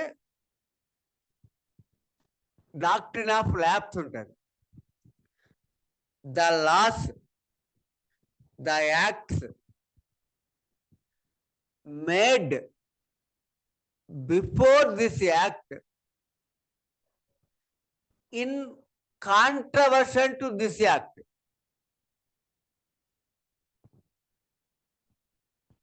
ఈజ్ వాయిడ్. ఈ యాక్ట్ ఫోర్స్లోకి వచ్చింది. ఈ యాక్ట్ ఎప్పుడు ఫోర్స్లోకి వచ్చింది, 18th May 1955. 18th May 1955 ఈ హిందూ మ్యారేజ్ యాక్ట్ ఫోర్స్లోకి వచ్చింది. ఈ హిందూ మ్యారేజ్ యాక్ట్ ఫోర్స్లోకి రాకముందు ఏవైనా యాక్టులు ఉండి ఆ యాక్టుల్లో ఈ యాక్ట్లో చెప్పిన దానికి విరుద్ధంగా ఉంటే ఆ యాక్ట్ చెల్లదు అన్నాడు. అంటే ఒకవేళ ఈ యాక్ట్లో చెప్పింది అక్కడ ఉందనుకోండి, చెల్లుతుంది. ఒక్క వైఫే ఉండాలని ఈ యాక్ట్లో చెప్పారు, ఆ యాక్ట్లు కూడా అదే చెప్పారు అనుకోండి, ఓకే, నష్టమేం లేదు. సో అందుకని ఏం చెప్పారంటే in కాంట్రవర్షన్ with this act, the acts laws made before 18th May 1955 in contravention to this act is void. ఈ యాక్ట్ అమల్లోకి రాకముందు ఏవైనా లాలు ఉండి అవి ఈ చట్టానికి విరుద్ధంగా ఉంటే చలో, విరుద్ధంగా లేదు చెల్లుతుంది. అక్కడ కూడా ప్రొహిబిటెడ్ రిలేషన్షిప్ ఉంది, ఇక్కడ కూడా ప్రొహిబిటెడ్ రిలేషన్షిప్ ఉంది, అక్కడ కూడా సపిండా ఉంది, ఇక్కడ కూడా సపిండా ఉంది. సో యాక్ట్కి విరుద్ధంగా ఉంటేనే చెల్లవు. ఓకే అండి, యాక్ట్కి విరుద్ధంగా ఉంటే చెల్లవు, అది అర్థం అవ్వాలి.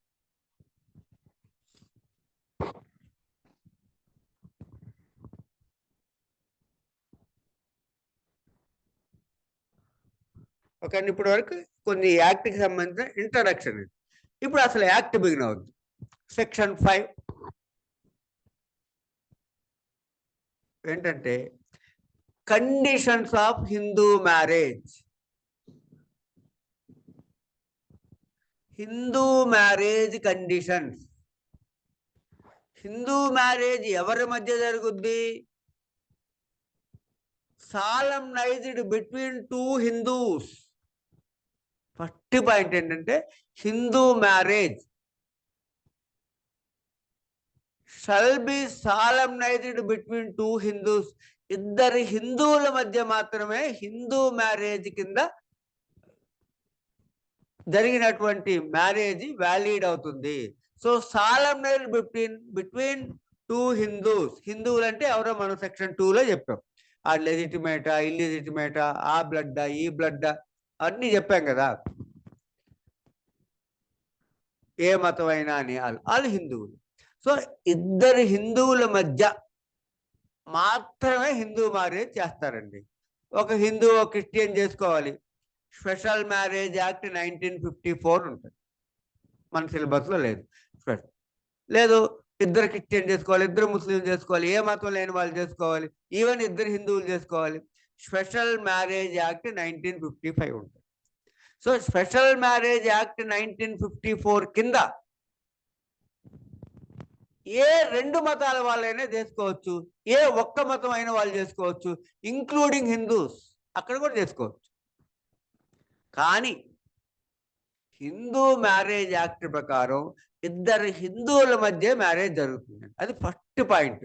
Shall be solemnized between 2 Hindus. Right. ఇప్పుడు దీనికి కండిషన్స్ ఉంటాయి, 5 కండిషన్స్ ఉంటాయి. ఫస్ట్ కండిషన్ ఏంటంటే కండిషన్ 1,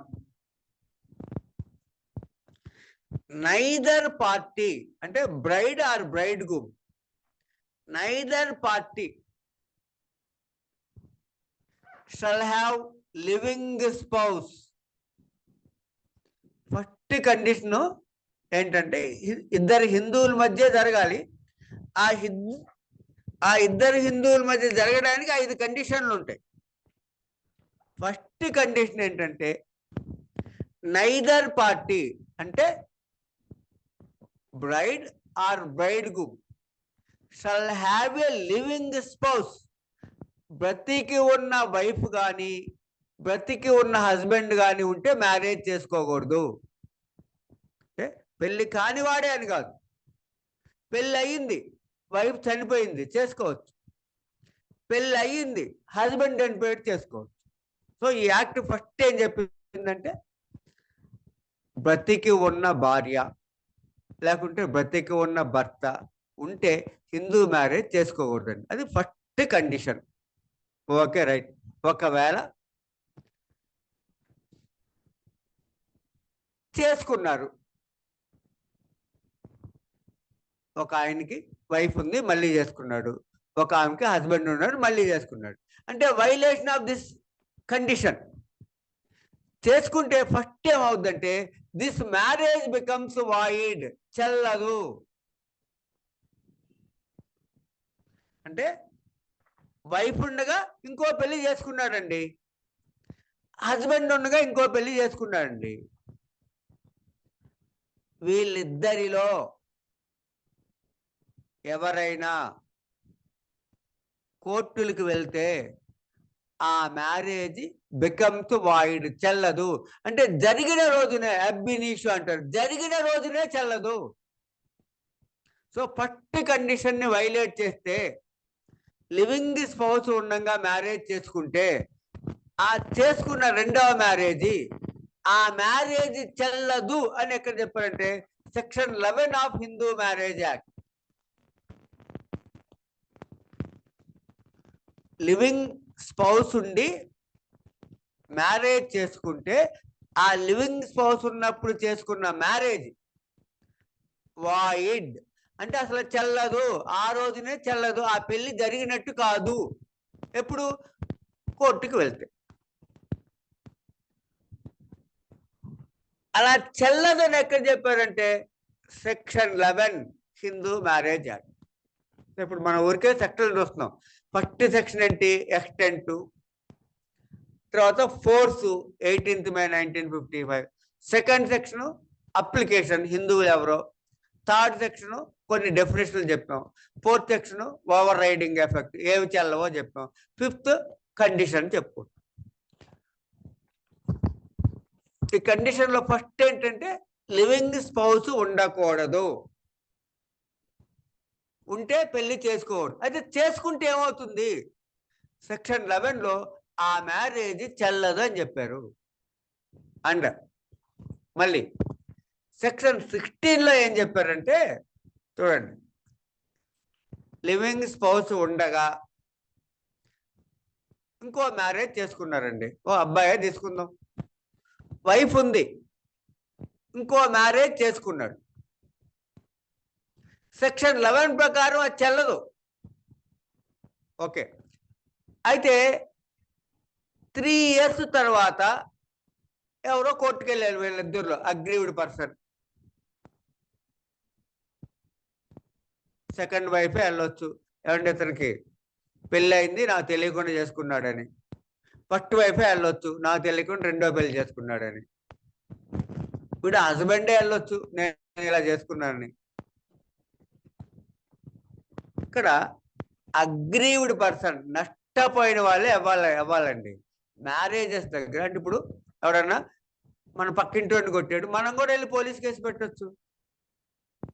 మన తమ్ముడిని ఎవడని కొట్టాడు, మనం కూడా వెళ్ళి పోలీస్ కేసు పెట్టొచ్చు. ఇక్కడ మాత్రం అగ్రీవ్డ్ పర్సన్, ఆ వైఫ్ కానీ హస్బెండ్ మాత్రం కానీ వెళ్ళి కంప్లైంట్ ఇవ్వాలండి కోర్టులో, పిటిషన్లు వేసుకోవాలి. Okay, right. ఇప్పుడు సెక్షన్ 11 లో ఏం చెప్పారంటే, లివింగ్ స్పౌస్ ఉన్నప్పుడు చేసుకున్న మ్యారేజ్ వాయిడ్, చెల్లదు. ఎప్పుడు? కోర్టుకు వెళ్తే. 3 years తర్వాత కోర్టుకు వెళ్ళారు. ఈ 3 years లోపు 2 పిల్లలు పుట్టాడు. ఒక పిల్లోడు ఆల్రెడీ పుట్టాడు, ఒక పిల్లోడు కన్సీవ్, పొట్టలో ఉన్నాడు. Those children are treated as legitimate though the marriage is void. ఆ మ్యారేజ్ చేసుకున్న రోజునే చెల్లదని చెప్పారు. చెల్లని మ్యారేజ్ లో 2 పిల్లలు పుట్టారు, కానీ వాళ్ళు సక్రమ సంతానం, లెజిటిమేట్ చిల్డ్రన్ అని సెక్షన్ 16 లో చెప్పారు. So section 16 says the children of void marriage are legitimate. మళ్ళీ సక్సెస్ అని వచ్చినప్పుడు మళ్ళీ వస్తుంది. లెజిటిమేసీ ఎంతవరకు ఉంటుందంటే, ఆ పేరెంట్స్ యొక్క ప్రాపర్టీలో వీళ్ళకి షేర్ వస్తుంది.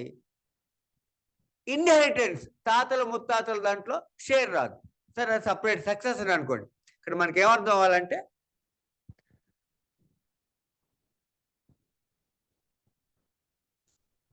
జాగ్రత్తగా చూస్తున్నాం మనం, ఫస్ట్ కండిషనే చూస్తున్నాం. లివింగ్ స్పౌస్ ఉండి మ్యారేజ్ చేసుకుంటే అది చేసుకున్న రోజునే చెల్లదు, వాయిడ్ అని సెక్షన్ 11 లో చెప్పారు. సెక్షన్ 16 లో ఏం చెప్పారంటే, ఆ వాయిడ్ అయ్యే రోజు మధ్య పిల్లలు పుట్టినా, కన్సీవ్ అయి పొట్టలో పిల్లోడున్నా, వాళ్ళు legitimate children, they are not illegitimate though the marriage is void. అది మ్యారేజ్ పెళ్లి అయిన రోజునే చెల్లదన్నాడు. కానీ 16 లో ఏం చెప్పారంటే, ఆ మ్యారేజ్ చెల్లకపోయినా పిల్లలు మాత్రం లెజిటిమేట్ చిల్డ్రన్. మళ్ళీ ఈ లివింగ్ స్పౌస్ ఉన్నప్పుడు మ్యారేజ్ చేసుకుంటే సెక్షన్ 17లో ఏం చెప్పారంటే punishable under bigamy more than one wife, more than one husband. చూడండి సెక్షన్ 5లో conditions of Hindu marriage act ఉంటుంది. 5 కండిషన్స్ ఉంటాయి. దాంట్లో ఫస్ట్ కండిషన్ లివింగ్ స్పౌస్ ఉండకూడదు. ఫస్ట్ లివింగ్ స్పౌస్ ఉంటే అది చెల్లదు, వాయిడ్ అని సెక్షన్ 11లో చెప్పారు. వాయిడ్ అయ్యే రోజుకి మధ్యలో పుట్టిన పిల్లలందరూ కూడా లెజిటిమేట్ అని సెక్షన్ 16లో చెప్పారు. అండ్ ఇలా చేసుకుంటే బైగమీ కింద బహుభార్యత్వం బహుభర్తృత్వం కింద మోర్ దాన్ వన్ స్పౌస్ ఉన్న దాని కింద పనిషబుల్ అండర్ ఐపీసీ అని 17లో చెప్పారు. బైగమీ ఐపీసీలో 495, 494, 495 2 సెక్షన్స్ ఉంటాయి. వీటి కింద పనిషబుల్. 494 ఏంటి? ఆల్రెడీ ఒక స్పౌస్ ఉంది. ఈ స్పౌస్కి చెప్పకుండా రెండో మ్యారేజ్ చేసుకున్నారు. ఆ స్పౌస్ అగ్రీవ్డ్ పర్సన్ కంప్లైంట్ ఇస్తే ఆ పెళ్లి చేసుకున్న ఆమెకి పెళ్లి చేసుకున్న అతనికి 7 years వరకు ఇంప్రిజన్మెంట్. ఫస్ట్ కండిషన్లో చూడండి, ఫస్ట్ కండిషన్ గురించి సెక్షన్ 17 ఆఫ్ హిందూ మ్యారేజ్ యాక్ట్లో, ఈ యాక్ట్లోనే ఏం చెప్పారంటే 11 కానీ 16 కానీ 17 కానీ ఈ యాక్ట్లోయే 17లో ఏం చెప్పారంటే బైగమీ కింద పనిషబుల్ అండర్ ఐపీసీ 494. 494 ఏంటి? ఫస్ట్ స్పౌస్కి చెప్పకుండా మళ్ళీ మ్యారేజ్ చేసుకుంటే ఆ ఫస్ట్ స్పౌస్ వెళ్ళి కంప్లైంట్ ఇస్తే 494 కింద పనిషబుల్ బైగమీ 7 years వరకు, అప్ టు 7 years ఇంప్రిజన్మెంట్. 495 ఏంటి? Concealment of first marriage. రెండో మ్యారేజ్ చేసుకున్నారు, ఆల్రెడీ వైఫ్ ఉంది, రెండో ఆయనకి చెప్పలా. ఆల్రెడీ హస్బెండ్ ఉన్నాడు, రెండో ఆయనకి చెప్పలా. అప్పుడు కన్సీల్మెంట్ ఆఫ్ ఫస్ట్ మ్యారేజ్ అని second wife second husband complaint ఇస్తే 495 బైగమీ కింద up to 10 years punishment.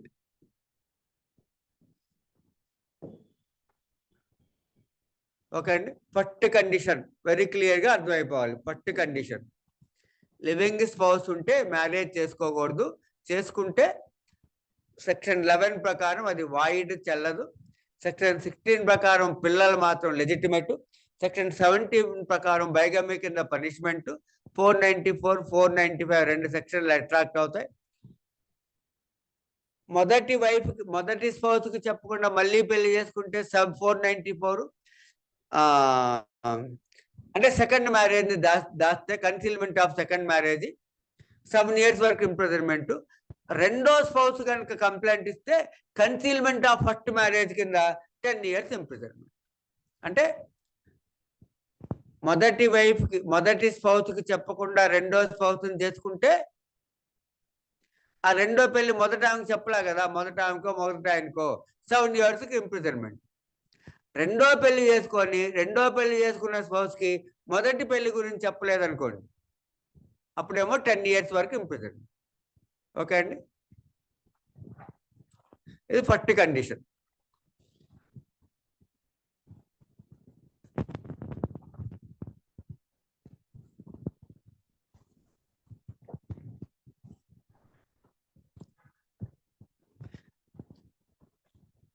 Second condition ఏంటంటే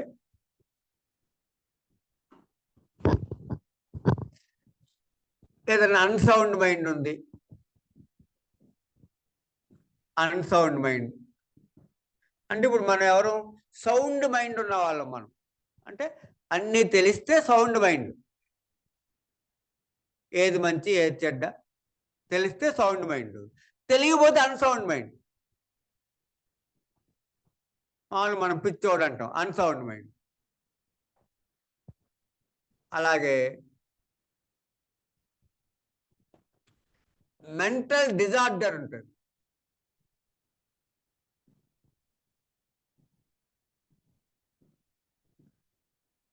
మెంటల్ డిజార్డర్ అంటే కూడా అంతే ఎలా ఉంటుంది. మెంటల్ డిజార్డర్ అంటే పిచ్చి పిచ్చిగా ప్రవర్తించడం. అన్సౌండ్ మైండ్ అంటే అసలు వాడికి మంచి చెడ్డ తెలియదు. మెంటల్ డిజార్డర్ అంటే పిచ్చి పిచ్చిగా ప్రవర్తిస్తాడు, behaviour. And moreover unfit for procreation of children. పిల్లలు పుట్టరు. అది ఎంత పిచ్చోడు అంటే పిల్లలు పుట్టే శక్తి లేనంత పిచ్చోడు. థర్డ్ వన్ ఏంటంటే ఇన్సానిటీ. ఇన్సానిటీ అంటే వీడు రకరకాలుగా ప్రవర్తిస్తాడు. ఇన్సానిటేషన్ అంటే రకరకాల బిహేవియర్. అపరిచితుల సినిమాలో లాగా ఒకసారి ఒకలాగా ఒకసారి ఒకలాగా. ఈ మూడు ఉన్న వాళ్ళు కూడా మ్యారేజ్ చేసుకోకూడదండి. ఒకటి అన్సౌండ్ మైండ్, మంచి చెడు తెలియని వాడు, ఏం చేస్తున్నాడో తెలియని వాడు. రెండు మెంటల్ డిజార్డర్, పిచ్చి పిచ్చిగా ప్రవర్తించేవాడు. ఇన్సానిటీ, ఒక్కోసారి ఒక్కో విధంగా యాక్ట్ చేస్తాడు. అన్ఫిట్ ఫర్ ప్రొక్రియేషన్, పిల్లలను పుట్టించలేని శక్తి లేని వాళ్ళు, అబ్బాయిలైనా అమ్మాయిలైనా. వీళ్ళ ముగ్గురు కూడా మ్యారేజ్ చేసుకోకూడదు. ఒకవేళ చేసుకుంటే ఏమవుతుంది? సెకండ్ కండిషన్ ఇది. సెకండ్ కండిషన్ కనుక కాంట్రవెన్షన్ అయితే దిస్ మ్యారేజ్ ఈజ్ వాయిడబుల్, చెల్లనేరదు. Section 12 of this act. Section 11లో ఏం చెప్పారంటే మ్యారేజ్ చెల్లదు. ఏ ఏ మ్యారేజ్ చెల్లవో సెక్షన్ 11లో చెప్పారండి. దాంట్లో ఒకటి వచ్చింది మనకి, లివింగ్ స్పౌస్ ఉంటే చెల్లదని. ఇంకా ఉంటాయి దాంట్లో 11లో. 12లో ఏ ఏ మ్యారేజీలు voidable. Voidable means, void means first void అంటే ఏం చెప్పుకున్నాం? Invalid on the date of marriage itself. ఆ పెళ్ళే చెల్లదు. Voidable means valid on the date of marriage. Now void, ఈ రోజు నుంచి చెల్లదు. 3 ఏళ్ళ తర్వాత కోర్టుకు వెళ్ళారు, ఆడు పిచ్చోడండి అని. ఈ 3 ఏళ్ళు మ్యారేజ్ అయినట్టే లెక్క, చెల్లింది, వ్యాలిడే. ఈ రోజు నుంచి చెల్లదు. That is voidable. వాయిడబుల్ అంటే valid at the stage of ab initio and now invalid. So ఆ మ్యారేజ్ చెల్లుతుంది, ఈ రోజు నుంచి చెల్లదు. ఇది వాయిడబుల్. సెక్షన్ 12లో ఏవే వాయిడబుల్ మ్యారేజ్ చెప్తారు. అయితే ఇక్కడ కూడా మళ్ళీ section 16 applicable. Children born in voidable marriage also legitimate. Void లో వాళ్ళే లెజిటిమేట్ అయినప్పుడు వాయిడబుల్ ఎందుకు లెజిటిమేట్ అవ్వరు? సో వాయిడబుల్ మ్యారేజ్లో 3 years తర్వాత వాయిడబుల్ అయింది. అప్పటి వరకు పుట్టిన పిల్లలు, ఆ రోజు పొట్టలో ఉన్న పిల్లోడు, వీళ్ళందరూ కూడా legitimate children. So void children అయినా, వాయిడ్ మ్యారేజెస్ లో చిల్డ్రన్ అయినా, వాయిడబుల్ మ్యారేజెస్ లో చిల్డ్రన్ అయినా లెజిటిమేట్ అని సెక్షన్ 16 ఆఫ్ దిస్ యాక్ట్ చెప్పారు. ఓకే అండి, right. Section 16.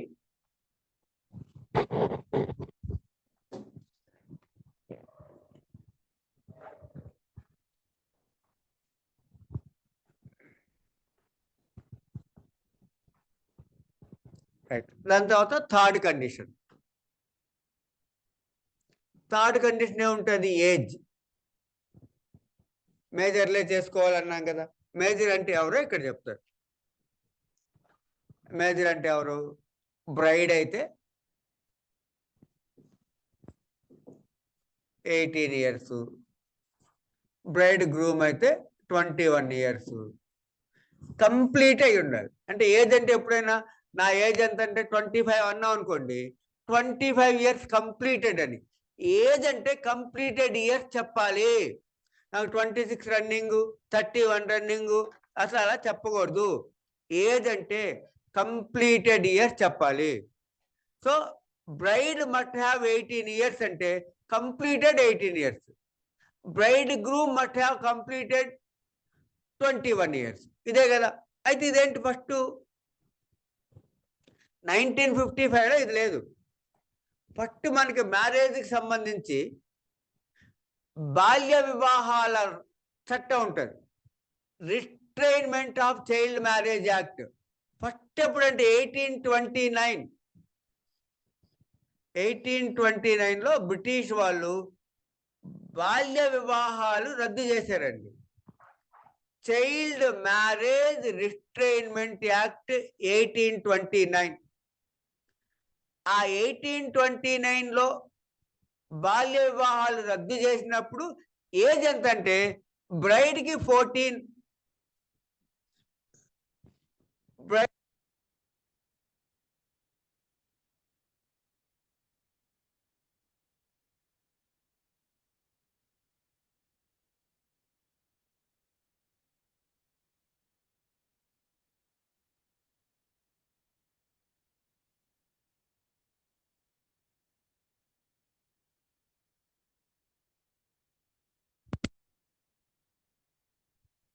Hello child marriage act third condition ఏంటంటే ఏజ్లో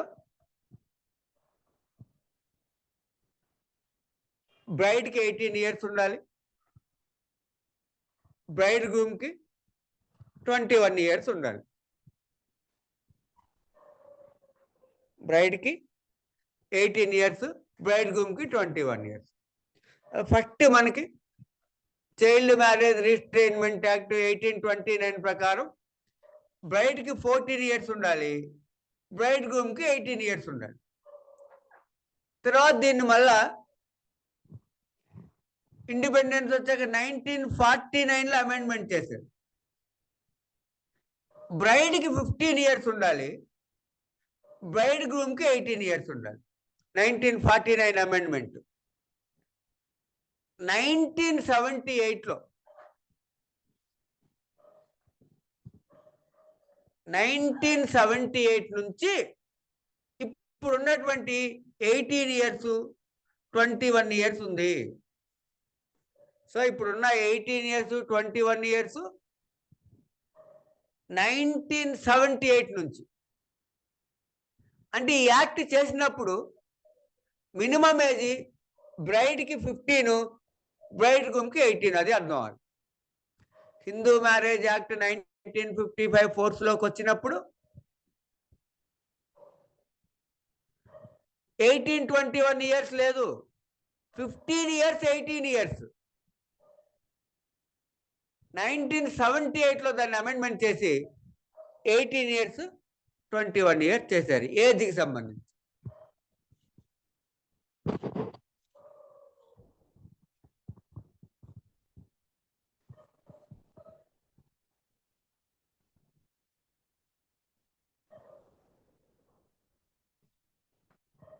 అయితే ఇక్కడ జాగ్రత్త చూడండి, ఒకవేళ మైనర్స్ మ్యారేజ్ చేసుకుంటే ఏమవుతుందంటే that marriage is valid.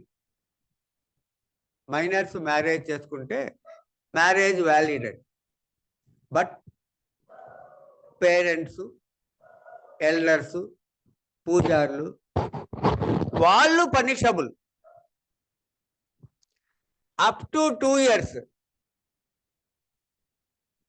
And fine up to 1 lakh. ఇప్పుడు చైల్డ్ మ్యారేజ్ రిస్ట్రైన్మెంట్ యాక్ట్ 2006 ఉంటుంది. చైల్డ్ మ్యారేజ్ రిస్ట్రైన్మెంట్ యాక్ట్ 2006 ఉంటుంది, రైట్. ఇప్పుడు ఈ ఏజ్ని కనుక కాంట్రవర్షన్గా మ్యారేజ్ చేసుకుంటే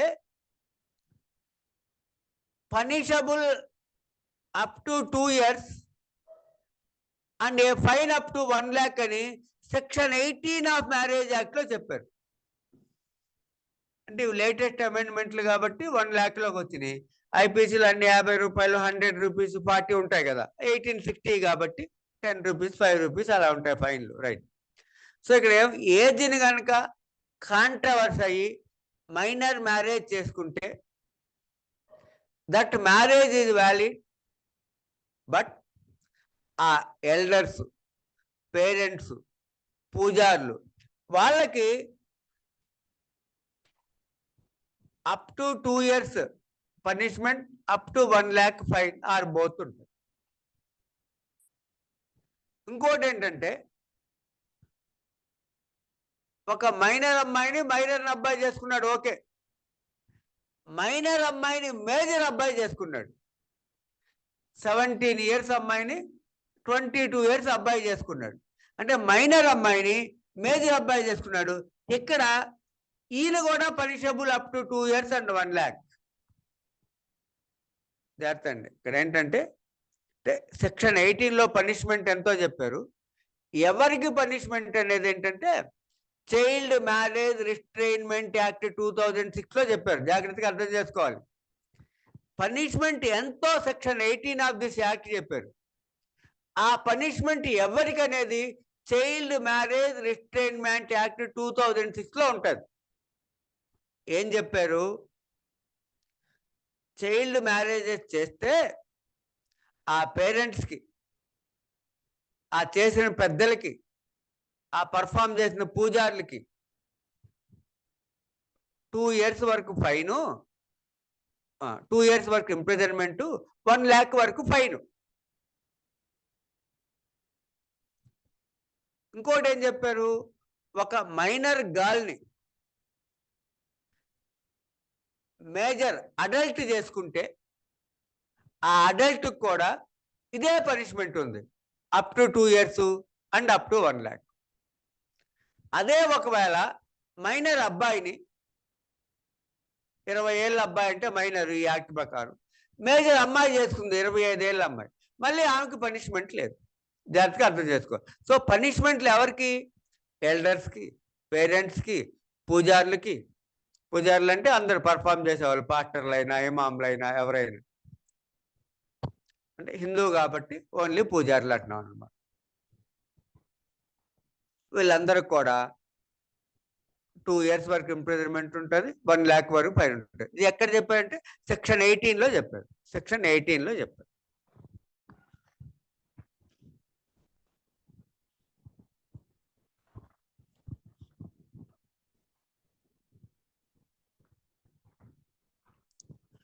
ఆ తర్వాత 4th ఏంటంటే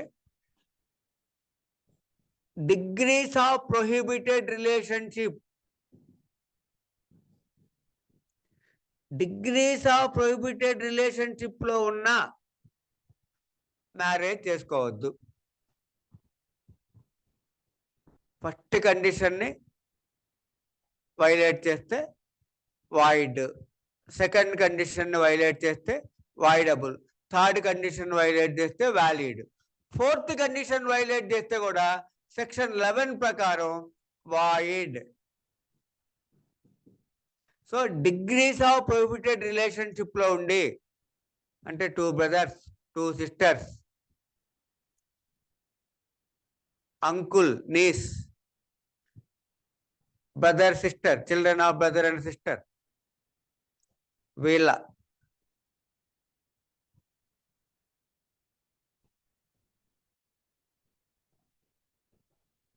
పిల్లలు చేసుకుంటే, అంటే డిగ్రీస్ ఆఫ్ ప్రొహిబిటెడ్ రిలేషన్షిప్లో ఉన్న వాళ్ళని చేసుకుంటే ఏమవుద్దంటే కోర్టుకి వెళ్తే ఆ మ్యారేజ్ వాయిడ్. మళ్ళీ సెక్షన్ 11లో చెప్పారు.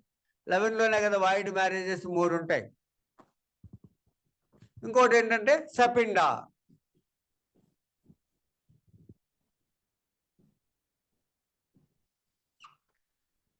సపిండాలో ఉన్నా కూడా వాయిడ్. అంటే సెక్షన్ 11 ఏం చెప్తుంది? Living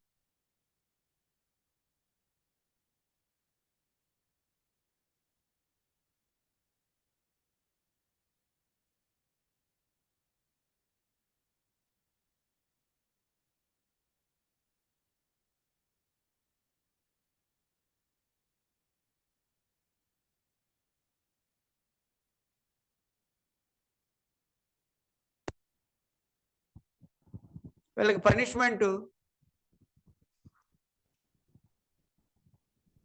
1 month imprisonment or 1000 fine. ఇవి 5 conditions. 5 conditions of Hindu marriage. షార్ట్లో గుర్తుపెట్టుకోవాలి. Living spouse,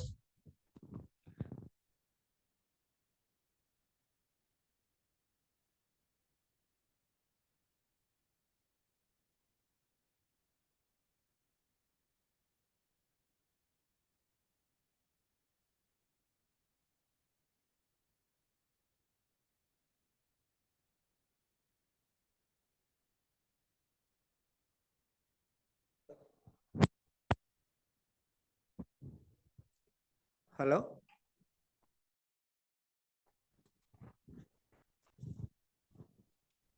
hello hello okay అండి. ఇప్పుడు చూడండి జాగ్రత్తగా. ఊరికే నేను 5 సెక్షన్స్ చెప్పా, మిగతా అన్ని చాలా స్పీడ్గా అవుతాయి ఇంట్రడక్షన్ కాబట్టి. ఈ 5 సెక్షన్స్ యాక్ట్లో ఏమున్నాయని నేను చెప్తాను చూడండి. అంటే నెక్స్ట్ టైం రెగ్యులర్ క్లాసులు ఏం చేస్తామంటే నేను చదివేటప్పుడు ఈ యాక్ట్ మీ దగ్గర ఉండి చూస్తూ ఉంటాను. మీకు ఫిబ్రవరి 1st వీక్ నుంచి 2 సెషన్స్ ఉంటాయి రోజు. మనకు సిలబస్ అవ్వాలి కాబట్టి, ప్రిలిమినరీకి అందుకోవడానికి, జేసీజే రాసే వాళ్ళకి. Okay right. యాక్ట్ ఇప్పుడు నేను 5 సెక్షన్స్ చెప్పాను. ఈ 5 సెక్షన్స్ 10 minutes చదువుతాను చూడండి. 18th May 1955. Title and extent.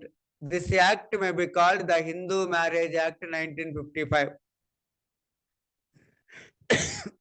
This act extends to the whole of India. అంతకుముందు వాటిలో ఎక్సెప్ట్ జమ్మూ కాశ్మీర్ ఉంటుంది, అది తీసేసుకోవాలి.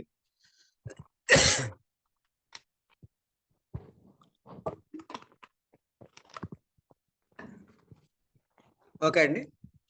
కరెక్ట్గా నేను ఈ 5 సెక్షన్లు నేను చదువుతా, మీరు ఇదే రోజు చదవండి, మీకు పర్మనెంట్గా గుర్తుండిపోతుంది, మళ్ళీ చదువుకోవాల్సిన అవసరం లేదు.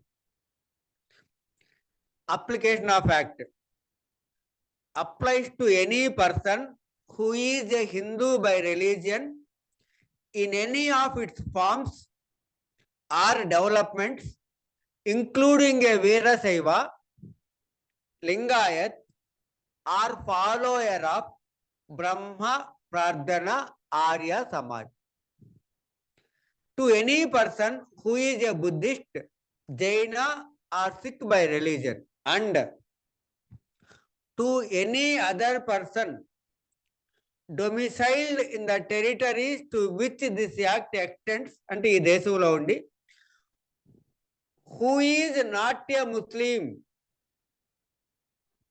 who is not a Christian, who is not a Parsi, who is not a Jew by religion. ఇక్కడ ఏమన్నారు? ఈ 4 మతాలు తప్ప ఎవరికైనా వర్తిస్తుంది.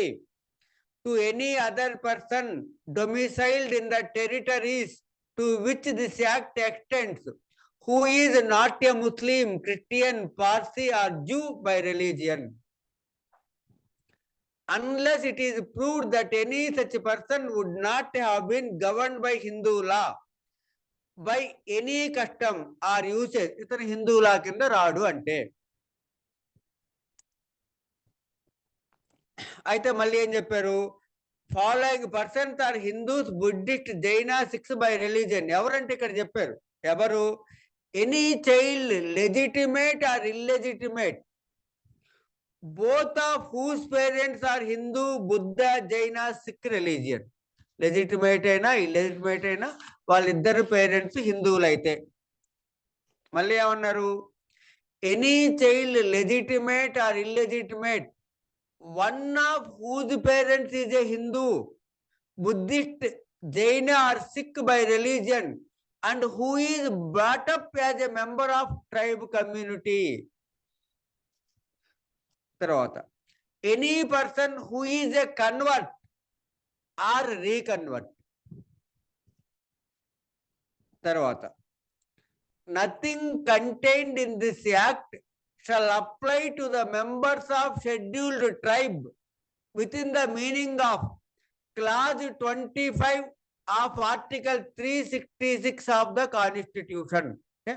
మనం చెప్పినవన్నీ యాక్ట్ లో ఉన్నాయే. తర్వాత కొన్ని డెఫినేషన్ చెప్పాడు. ఒకటి custom and usage. Custom and usage అంటే కొన్ని ఫ్యామిలీస్ లో కానీ కొన్ని ఏరియాల్లో కానీ తరతరాలుగా ఒక ఆచారం ఉండి దాన్ని డిస్కంటిన్యూ చేయకుండా ఉంటే దాన్ని కస్టమ్ అండ్ యూసేజ్ అంటారని చెప్పాడు. Any rule which having been continuously and uniformly observed for a long time has obtained the force of law among Hindus in any local area, tribe, community, group or family. ఒక ఫ్యామిలీలో కానీ ఒక జాతిలో కానీ ఒక ఏరియాలో కానీ తరతరాల ఒక ఆచారం ఉండి దాన్ని డిస్కంటిన్యూ చేయకుండా ఉంటే అని చెప్పారు. District court. డిస్ట్రిక్ట్ కోర్ట్ అంటే మనం చెప్పుకున్నాం, డిస్ట్రిక్ట్ కోర్టు, సిటీస్లో అయితే సిటీ సివిల్ కోర్టులు, స్పెషల్ పేరులో చెప్పిన ఫ్యామిలీ కోర్టులు. ఫుల్ బ్లడ్, హాఫ్ బ్లడ్ చెప్పాం. ఫుల్ బ్లడ్ అంటే ఏముంది ఇక్కడ? 2 persons are said to be related to each other by full blood when they are descended from a common ancestor, అంటే father, by the same wife. Half blood అంటే when they are descended from a common ancestor but by different wives. uterine blood అంటే 2 persons are said to be related to each other by uterine blood when they are descended from a common ancestress, అంటే mother, but by different husbands. So ఇక్కడ ancestor అంటే father, ancestor అంటే mother అని చెప్పారు. Prescribed అంటే ఇప్పుడు సపిండా relationship ఏమనుకున్నాం? Mother వైపు 3 generations, ఫాదర్ వైపు 5 generations.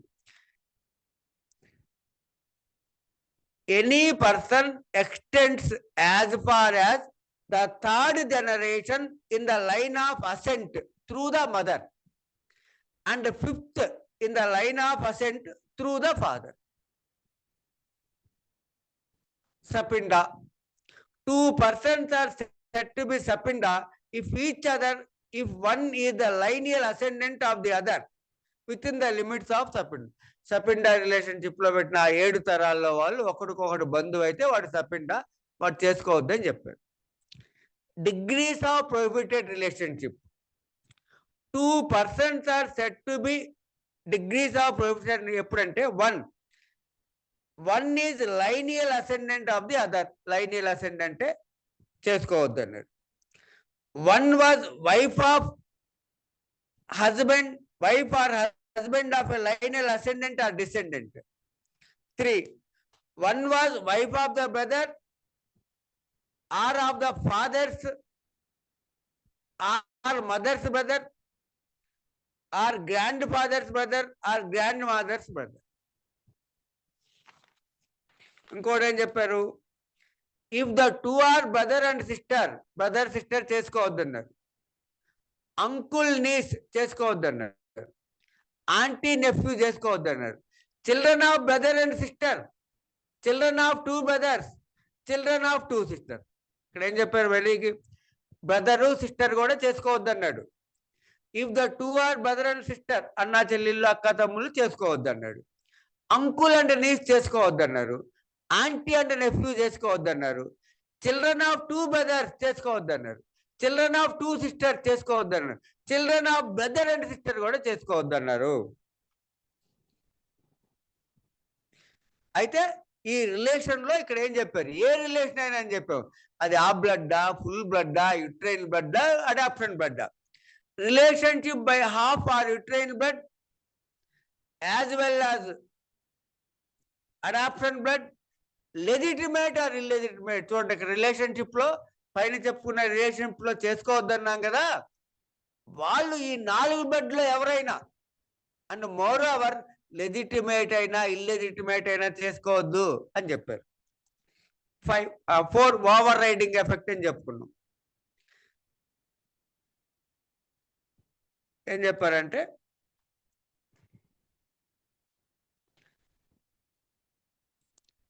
Any text rule or interpretation of Hindu law, any custom or usage as part of that law in force immediately before the commencement of this act shall cease to have effect. అవన్నీ రద్దు అయిపోతాయి. ఇంకోటి ఏం చెప్పాడు? వేరే యాక్ట్లో హిందూలా పేరుతో లేకపోయినా ఇన్కాన్సిస్టెంట్ గా ఉంటే shall cease to have effect in so far as to the inconsistent with any of the provisions. పాత యాక్ట్లు ఏవైనా సరే ఈ యాక్ట్ లో చెప్పిన దానికి వ్యతిరేకంగా ఉంటే అవి రద్దు అయిపోతాయి అని చెప్పి 5th చేసాం. ఒకటి కండిషన్స్ ఆఫ్ హిందూ మ్యారేజ్. చాలా మనం వివరంగా చేసాం. ఇప్పుడు ఓన్లీ కండిషన్సే ఉంటాయి ఇక్కడ. సెక్షన్ 11, 12, 16, 17, 18 ఇక్కడ ఉండదు. అవి వచ్చినప్పుడు మళ్ళీ వస్తాయి. ఇక్కడ ఓన్లీ ఆ 5 కండిషన్స్ ఏంటో చెప్పారు. మనం దానికి లింక్ పెట్టి చదివాం అనమాట. 5 conditions of Hindu marriage. A marriage may be solemnized between any 2 Hindu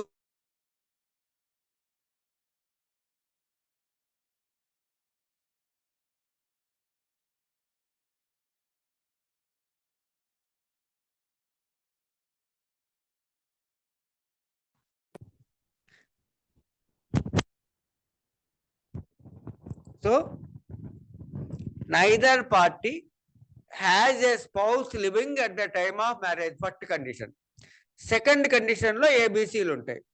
At the time of marriage, neither party incapable of giving valid consent. Valid consent లేకపోతే అంటే అన్సౌండ్ మైండ్ ఉంటే అడిగి పెళ్లి జరుగుతుందని తెలియకపోతే. రెండోది, ఒకవేళ వ్యాలిడ్ కన్సెంట్ ఇవ్వగలిగిన సఫరింగ్ ఫ్రమ్ మెంటల్ డిజార్డర్, పిచ్చి పిచ్చిగా ప్రవర్తిస్తుంటే, unfit for marriage and procreation of children, పిల్లలు పుట్టకపోయినా. థర్డ్ వన్, రికరెంట్ అటాక్స్, అప్పుడప్పుడు వచ్చి పిచ్చి పిచ్చిగా ప్రవర్తిస్తారు ఆ పరిస్థితుల్లో లాగా. ఈ మూడు. Third one, bridegroom has completed the age of 21 years and the bride the age of 18 years. ఇది 1978 నుంచి అని గుర్తుపెట్టుకోవాలి. 4, the parties are not within the degrees of prohibited relationship అని మళ్ళీ ఏం చెప్పారంటే అన్లెస్ కస్టమ్ అండ్ యూసేజ్. అంటే ఒకవేళ అక్కడ ఏమన్నా ఆచారాలు ఉంటే చేసుకోవచ్చు అని చెప్పారు. అందుకే మన ఆంధ్రప్రదేశ్లో అన్నా చెల్లెళ్ళ పిల్లలు, అక్కా తమ్ముళ్ళ పిల్లలు చేసుకుంటున్నారు. మామూలుగా అయితే చేసుకోకూడదు, కస్టమ్ అండ్ యూసేజ్ ఉంటే చేసుకోమన్నారు. 5, the parties are not in Sapinda. సపిండాలో ఉంటే అసలు చల్లదు, కష్టం గిష్టం ఏం లేదు ఇక్కడ. The parties are not Sapinda of each other unless the custom and usage governing each of them permits. ఒకవేళ ఎక్కడన్నా ఉంటే ఆ సపిండా రిలేషన్లో చేసుకోవడం కనుక ఉంటే మనం దాన్ని ప్రూవ్ చేయగలిగితే చెల్లుతుంది. ఓకే అండి, ఓన్లీ 5 చేసాం, కానీ రేపు మిగతా 25 సెక్షన్లు అయిపోతాయి. ఇదంతా ఇంట్రడక్షన్. రేపు ఏంటంటే restitution of conjugal right, judicial separation, తర్వాత గ్రౌండ్స్ ఫర్ డైవర్స్. మెయిన్ ఆ 3 అవుతాయి. ఆ 3 1 అవర్లో అయిపోతే మిగతా అన్ని 1 అవర్లో అయిపోతాయి. సో రేపు ఈ యాక్ట్ అయిపోతుంది. ఎలా? మళ్ళీ లైన్ టు లైన్ చదివితే మీరు ఏం చేయక్కర్లా. ఎంత 5 సెక్షన్లు, 3 పేజీలు, 2.5 పేజీలు. ఈ 5 సెక్షన్లు చదువుకొని చాలు. లైన్ టు లైన్ పట్టి పట్టి చదవండి, అర్థమయ్యే వరకు చదవండి. నేర్చుకోవడం అంటే నిజంగా నేర్చుకోవడం. బైక్ ఎలా నేర్చుకుంటాం? వచ్చే వరకు నేర్చుకుంటాం. బైకు మనం వచ్చే వరకు నేర్చుకుంటాం. ఇది కూడా అంతే, నేర్చుకోవడం అంటే వచ్చే వరకు నేర్చుకోవటం. లైన్ టు లైన్ ఆగాలి. ఇక్కడ అర్థం కాని పదం ఉంది, ఆగాలి, మళ్ళీ అర్థం చేసుకోవాలి. 3 సార్లు చదవండి, మీకు లైఫ్ లాంగ్ గుర్తుండిపోతాయి ఈ 5 సెక్షన్. రేపు ఇదే కంటిన్యూ చేద్దాం. ఓకే అండి, రైట్, థ్యాంక్ యూ.